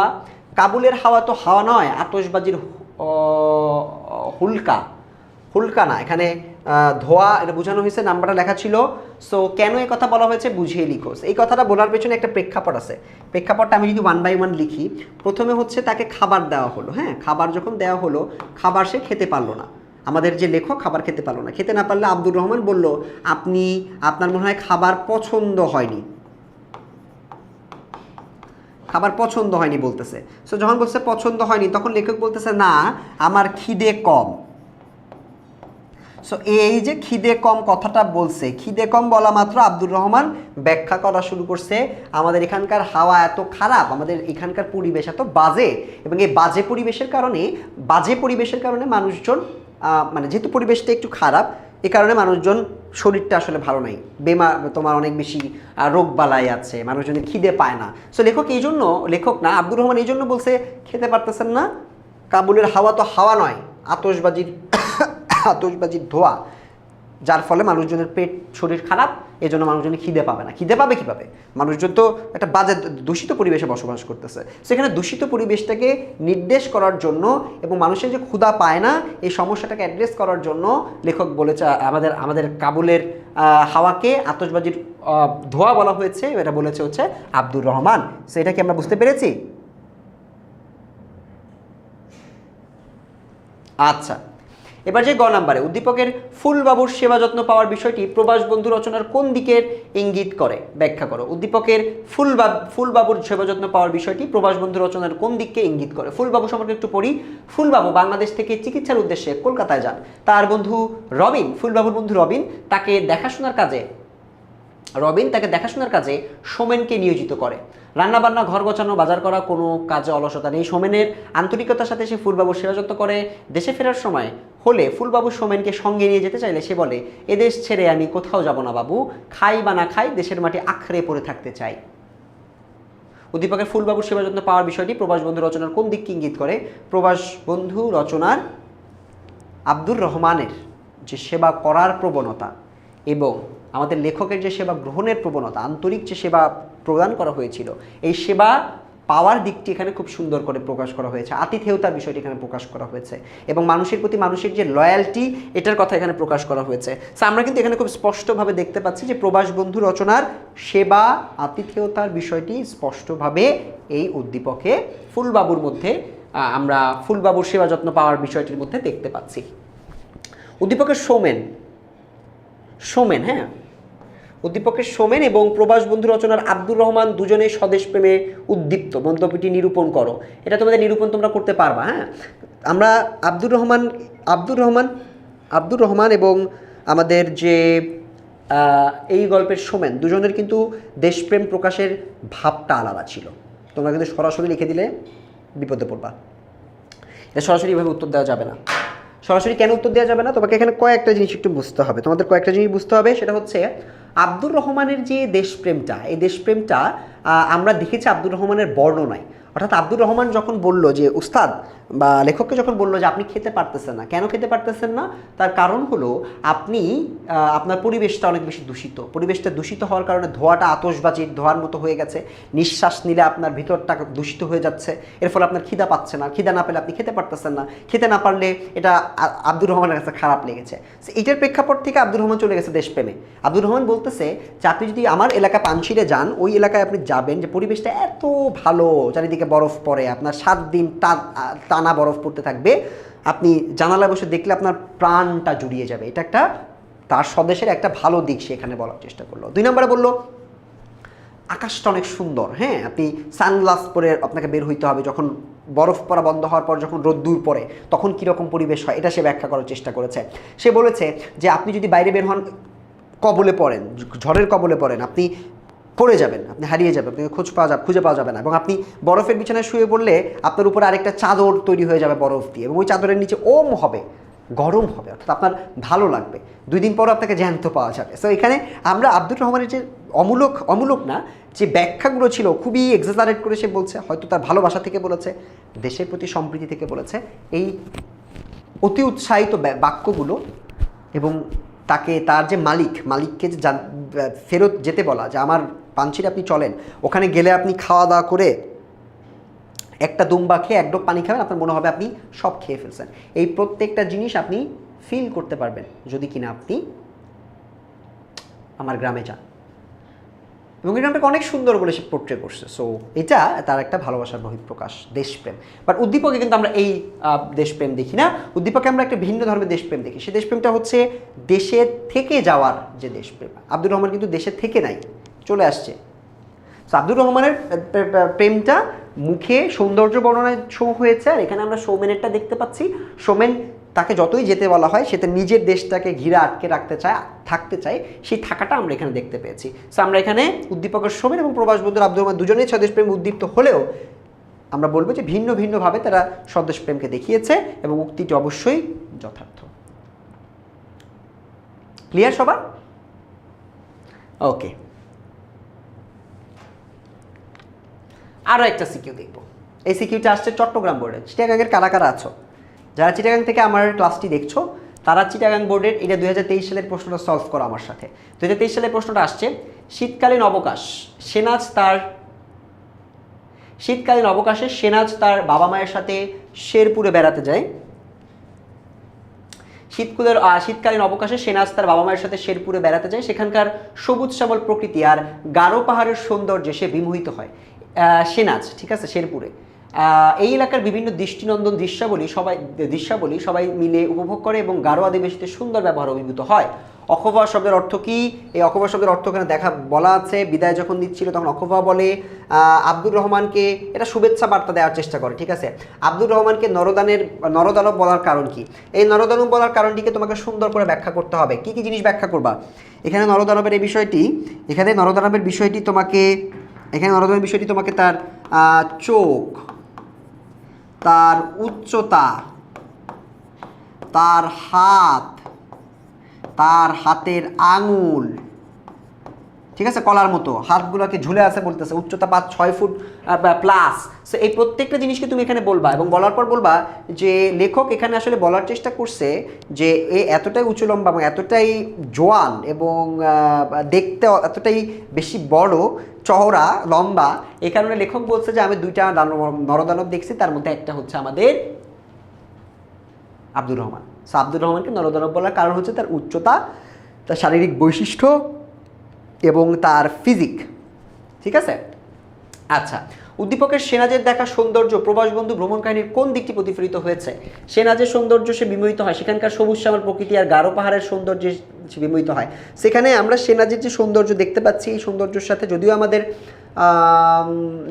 এই প্রবাস বন্ধু গল্পের সৌন্দর্যের মিল নাই, কারণ আমরা ওখানে বরফ এবং বরফের প্রকৃতির যে তুষারপাত হয় সেই তুষারপাতের সৌন্দর্যকে আমরা দেখেছি, বাট এখানে আমরা ওই ধরনের কোনো সৌন্দর্য দেখি না। কিন্তু তাদের যে দিকটি প্রতিফলিত হয়েছে সেটা হচ্ছে সৌন্দর্য দেখে এবং তাদের ব্যবহারে, তাদের সুন্দর ব্যবহার, আতিথেয়তা, এই ব্যবহারে সে মুগ্ধ হয়েছে। যে মুগ্ধতা আমরা কিন্তু সেনাজের ক্ষেত্রে দেখেছি এবং আমরা কিন্তু এই একই ব্যবহার আমাদের লেখক যখন আব্দুর রহমানের গ্রামটা সম্পর্কে শুনে বা আব্দুর রহমানের এই জায়গাটায় যখন যায় তখন কিন্তু তার এই জিনিসটাকে ওভাবেই সুন্দর মনে হয়। সেই সৌন্দর্যের দিক থেকে আমরা প্রবাস বন্ধু ভ্রমণ কাহিনী এবং উদ্দীপককে একত্রিতভাবে বিচার করতে পারি। উদ্দীপকের বিষয়বস্তু প্রবাস বন্ধু ভ্রমণ কাহিনীর খণ্ডাংশ মাত্র, মন্তব্যটি বিশ্লেষণ করো। এই খণ্ডাংশটা প্রমাণ করার একটা উপায় আছে, বুঝছো? এই ধরনের প্রশ্ন প্রায়ই আসে, তোমরা অনেক সময় সুন্দর করে এটা লিখতে পারো না, বাট এই খণ্ডাংশ প্রমাণ করার একটা প্রথম উপায়, প্রথম লাইনে তুমি একদম প্রথম লাইনে লিখবা হ্যাঁ এটা একটা খণ্ডাংশ, ঠিক আছে, এটা একটা খণ্ডাংশ, এটা প্রথম লাইনে বলে দিবা।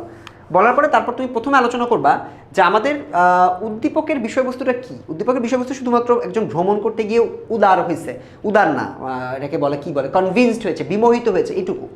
বাট আমাদের এরপর তুমি যেটা করবা সেটা হচ্ছে আমাদের এরপরের প্যারাটাতে তুমি একদম ডাইরেক্টলি ব্যাখ্যা করবা যে আমাদের উদ্দীপকের মতো আমাদের প্রবাস বন্ধু গল্পটাতে আমরা এত এত জিনিস দেখতে পেয়েছি, সৌন্দর্য দেখতে পেয়েছি, আতিথেয়তা দেখতে পেয়েছি, খাবার দাবারের কথা শুনছি, কোনো একটা নির্দিষ্ট ঋতুতে এটা দেখতে কেমন হয় এটা আমরা শুনছি, এবং ওখানকার মানুষজন কতটা ভালো সেটা আমরা দেখার চেষ্টা করছি। প্রত্যেকটা জিনিস একটা একটা করে ব্যাখ্যা করবা, ব্যাখ্যা করে লাস্টের প্যারাটায় গিয়ে তুলনা করবা যে এত এতগুলো জিনিস আমরা প্রবাস বন্ধুতে দেখেছি এবং তার মধ্যে একটা জিনিস হচ্ছে সৌন্দর্যে বিমোহিত হওয়া, এই জিনিসটা আমরা উদ্দীপকে দেখতে পাচ্ছি। সুতরাং আমরা বলতে পারি যে এই যে যতগুলো জিনিস এখানে বলা হয়েছে তার একটা খণ্ডাংশ হচ্ছে আমাদের উদ্দীপকটা। প্রথম প্যারায় ডাইরেক্ট ক্লিয়ার করবা, সেকেন্ড প্যারায় একটু উদ্দীপকটা আলোচনা করবা, থার্ড প্যারায় গিয়ে গল্পটা আলোচনা করবা, ফোর্থ প্যারায় গিয়ে তুমি তুলনা করে ওটা লিখতে পারবা যে কেন এটা একটা খণ্ডাংশ। বুঝতে পারছি সবাই? আশা করছি বুঝতে পেরেছো। চলো পরেরটাই যাই। সিকিউ 8 শিক্ষা ও মনুষ্যত্ব প্রবাস বন্ধুর। আমরা একদম লাস্টের দিকে চলে আসছি ক্লাসটার প্রায়, বাট আমাদের আরেকটা সিকিউ আছে, এটা কুমিল্লা বোর্ডের একটু আগের প্রশ্ন, কিছুদিন আগের প্রশ্ন। এই প্রশ্নটা তোমাদের খুবই মনোযোগ দিয়ে তোমাদের একটু দেখতে হবে। কক্সবাজারের রকিব ও নেপালের নবীন দুজনই চট্টগ্রামে একটি বিশ্ববিদ্যালয়ে পড়ে। দুই দেশের, নেপালের নবীন এবং রকিব বাংলাদেশের কক্সবাজারের। রকিব ঈদের ছুটিতে নবীনকে তাদের গ্রামের বাড়ি নিয়ে যায়। দুজনে সমুদ্র সৈকত, পাহাড়, ঝর্ণা, বৌদ্ধবিহার, শহীদ মিনার প্রভৃতি স্থানে ঘুরে বেড়ায়। রকিবের পরিবারের অন্য সদস্যরাও তাকে অত্যন্ত আন্তরিকভাবে গ্রহণ করে। রকিবের পরিবারের অন্য সদস্যরাও তাকে অত্যন্ত আন্তরিকভাবে গ্রহণ করে, এটা লাইনটা ইম্পর্টেন্ট। তাদের আদর আপ্যায়ন ও আতিথেয়তায় নবীন এতই মুগ্ধ হয় যে বিদায়বেলা অশ্রুসিক্ত হয়ে পড়ে। এখানে আমরা দেখতে পাচ্ছি আতিথেয়তার একটা প্রমাণ। প্রবাস বন্ধু ভ্রমণ কাহিনী লেখকের কোন গ্রন্থ থেকে সংগৃহীত? এটা লেখক পরিচিতিতে একদম ডাইরেক্টলি তোমরা পেয়ে যাবা। কার গোয়াল কে দেয় ধুয়ো বলতে কি বোঝানো হয়েছে? কার গোয়াল কে দেয় ধুয়ো বলতে কথাটা আসলে কে শুনতেছে, ঠিক আছে? কারো কথা কেউ শুনতেছিল না, সে যখন বলছে যে আর কিছু প্রয়োজন নেই, হ্যাঁ প্রয়োজন নেই, বা মনে করো এই জিনিসটা আমি খাই না, হ্যাঁ, তখন সেই কথাটা না শুনেও কিন্তু আমরা দেখেছি আব্দুর রহমান একটা কাজ করেছে। আব্দুর রহমান হচ্ছে ওই একই ধরনের, সে ফুড একের পর এক আনতেই আছে, সে তাকে যতই বলা হয়েছে খিদা নাই বা আমি এটা খাই না ওটা খাই না, সে একটার পর একটা, যেমন ফালুদা যখন খেতে চায়নি তখন কিন্তু অন্যভাবে সে আঙুর নিয়ে আসছে, বরফ এবং আঙুর নিয়ে আসা হয়েছে, মিষ্টি খায় না তো কী হয়েছে, আঙুর খেতে পারবে। সো এইভাবে একের পর এক যখন লেখকের কথাগুলো আব্দুর রহমান শুনছিল না এবং একের পর এক কাজ যখন করে যাচ্ছিল নিজের মন মতো এবং আতিথেয়তা দেখিয়ে যাচ্ছিল, তখন লেখক বাধ্য হয়ে বলেছে যে কার গোয়াল কে দেয় ধুয়ো, কে কার কথা শুনছে, কে কার কথা শুনছে না, ঠিক আছে? এবং একের পর এক সে আতিথেয়তার গ্রহণ করতে থাকছে এবং এটি কিন্তু আমরা ওই উদ্দীপকে এইখানে খ নাম্বার প্রশ্নে এই একই ধরনের লাইনটা কিন্তু আমরা দেখেছি। এই লাইনটা আসছে হচ্ছে এই ঘটনা থেকে। উদ্দীপকে রকিবের আচরণে প্রবাস বন্ধু ভ্রমণকারী আব্দুর রহমানের চরিত্রে যে দিকটি প্রকাশ পেয়েছে তা বলো। এখানে রকিবের আচরণ, রকিব হচ্ছে একজন মানুষ, রকিব তার গ্রামে নবীনকে নিয়ে গেছে এবং নবীন হচ্ছে নেপালের বাইরের দেশে, সুতরাং গ্রামটা সে কখনো ভালো করে দেখে নাই, বাংলাদেশের গ্রাম, সেই গ্রামটাকে সে খুব ভালো করে ঘুরে দেখাইছে এবং ঘুরে দেখানোর পরে রকিবের পরিবারের অন্য সদস্যরা তাকে অত্যন্ত আন্তরিকভাবে গ্রহণ করছে এবং গ্রহণ করার ফলে তারা তাকে অনেক ভালো করে সেবা যত্ন করছে, খাওয়াইছে, দাওয়াইছে, ঘুরাইছে, ফিরাইছে। এই প্রত্যেকটা আতিথেয়তার ঘটনা আমরা রকিবের আচরণ এবং আব্দুর রহমানের আচরণে একই সাথে দেখতে পাই।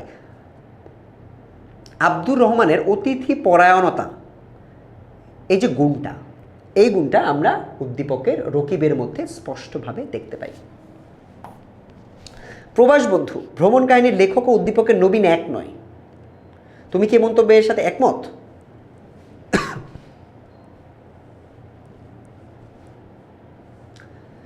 এখানে আমরা আসলে উদ্দীপকের সাথে আমরা একমত। হ্যাঁ, কেন? কারণ হচ্ছে উদ্দীপকের নবীন এক নয়, কারণ এখানে চরিত্রগত অনেকগুলো পার্থক্য আছে। এখানে আমাদের এক একজন এক এক রকমভাবে জিনিসটাকে নিয়েছে। যেমন ধরো আমাদের, তুমি এটা দুইভাবে তোমার মতো যুক্তি দিতে পারো, দুই পক্ষে আসলে যুক্তি দেওয়া যায়, বাট প্রথম পক্ষে তুমি যদি বলো এক নয়, এটা তুমি যদি প্রমাণ করতে চাও, এটা তুমি দিবা যে আমরা দেখেছি নবীন কিন্তু এখানে পড়াশোনার জন্য যায় এবং সে পরিবারের লোকের সাথে আলোচিত হয় এবং সে এটাকে অশ্রুসিক্ত হয়ে যায়, ঠিক আছে, আদর আপ্যায়নে। কিন্তু আমরা কিন্তু এই সেম জিনিসটা কিন্তু লেখকের মধ্যে দেখি না, লেখক কিন্তু অশ্রুসিক্ত হয়নি।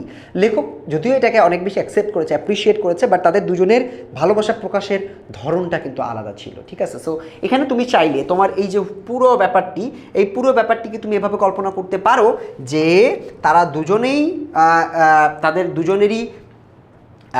দুজনের ভ্রমণ দুইটি আলাদা ছিল এবং তারা দুজনে অনেক বেশি আবেগ আপ্লুত হলেও তাদের আবেগ প্রকাশ করার ধরনটি আলাদা ছিল এবং এই দুজনের যে রেসপন্সটা ছিল, রেসপন্সটা কিন্তু আলাদা ছিল। আব্দুর রহমান যখন ভালোবাসা শো করে তখন কিন্তু খুব হাস্যরসাত্মকভাবে আমাদের লেখক এটাকে হ্যান্ডেল করেছে এবং বলার চেষ্টা করেছে যে হ্যাঁ, তুমি যদি সবসময় জানালার পাশে বসে থাকো তাহলে আমার রান্নাটা কে করবে, কিংবা প্রত্যেকটা কথাকে সে এমনভাবে অ্যাকসেপ্ট করেছে, এমনভাবে নিয়েছে, মনে হচ্ছে যে সে খুব হাস্যরসভাবে এটাকে নিয়েছে এবং গ্রহণ করেছে, কারণ মানুষটি সহজ সরল ছিল। কিন্তু আমরা এখানে একইভাবে কিন্তু কক্সবাজারের রকিব এবং নবীনের যে সম্পর্কটা, এই সম্পর্কটা আমরা দেখতে পেয়েছি। বাসায় নিয়ে গেছে, বাসার লোকজন তাকে হেল্প করেছে, সহযোগিতা করেছে, খাবার দাবার খাইয়েছে, আতিথেয়তা দেখিয়েছে। নবীন এখানে খুব আবেগ আপ্লুত হয়ে গেছে তার বাসা থেকে যাওয়ার সময়, আর আমরা কিন্তু লেখকের ভ্রমণকারীতে যাওয়ার সময়ের এই আবেগ আপ্লুত সিনটা দেখতে পাই না। তার মানে ফ্লিপ পার্টে এটা এক নয়, এটা তুমি চাইলে প্রমাণ করতে পারো, এবং বেশিরভাগ ক্ষেত্রে এটাই প্রমাণ করাটা শ্রেয় বলে আমার মনে হয়। ঠিক আছে, সো আমাদের আজকের ক্লাসটা আমরা এই পর্যন্ত ইতি টানবো, এবং আমাদের আজকের ক্লাসে আমরা যেটা পড়েছি সেটা হচ্ছে শিক্ষা মনুষ্যত্ব এবং প্রবাস বন্ধু। তোমাদের সকলকে অনেক অনেক ধন্যবাদ এত মনোযোগ দিয়ে আজকে ক্লাসটা করার জন্য। আজকে ক্লাস সহ তুমি যেহেতু একজন 9-এ পড়তে পারো, তুমি 10-এ পড়তে পারো, সো তোমাদের যে কোনো ক্লাসই হও না কেন, তোমার ক্লাসে তোমার ব্যাচের যে সাজেশনে তোমার প্রয়োজন বা তোমার ব্যাচের যে গাইডলাইনটা তোমার প্রয়োজন, এই সকল গাইডলাইনের জন্য কল করো 16910। এই নাম্বারে কল দিয়ে বলো আমি এই ভিডিওটা বা আমি ক্লাস থেকে জেনেছি যে আমার ব্যাচের গাইডলাইন আপনারা দিবেন, আমার ব্যাচের গাইডলাইনের জন্য আপনারা কী কী অফার করছেন 10 মিনিট স্কুল, এই প্রত্যেকটা জিনিস জানার জন্য তুমি কমেন্টে দেওয়া একটা লিঙ্ক দেওয়া আছে, কমেন্টের লিঙ্কটাতে তুমি ভিজিট করতে পারো, ভিজিট করে তোমার ব্যাচের গাইডলাইনটা তুমি নিতে পারো, অথবা কল করো 16910 এই নাম্বারে। কল দিয়ে বলো তোমার ব্যাচের জন্য তোমার কি কি প্রয়োজন। এই গাইডলাইনগুলো পেলে তুমি তোমার পরীক্ষা ভালো করতে পারবে, একটা ভালো রেজাল্ট তুমি কিন্তু দিতে পারবে। আশা করছি আজকের ক্লাসের পরে প্রবাস বন্ধু এবং আমাদের শিক্ষা মনুষ্যত্ব এই টপিক থেকে যে কোনো প্রশ্ন আসলে তুমি অ্যান্সার করতে পারবা, পরীক্ষা ভালো করতে পারবা। তোমাদের সকলকে অনেক অনেক ধন্যবাদ। কমেন্টে তার লিঙ্কটা চেক করতে অবশ্যই ভুলবে না, এবং কোনো প্রয়োজন হলে কল দাও 16910 এই নাম্বারে। তোমাদের এই ফ্রি ক্লাসগুলোর বা তোমাদের এই ক্লাসগুলোর মতো অন্য ক্লাসে পরবর্তী ক্লাসগুলোতে দেখা হবে। সেই পর্যন্ত সবাই ভালো থাকো, সুস্থ থাকো, আল্লাহ হাফেজ।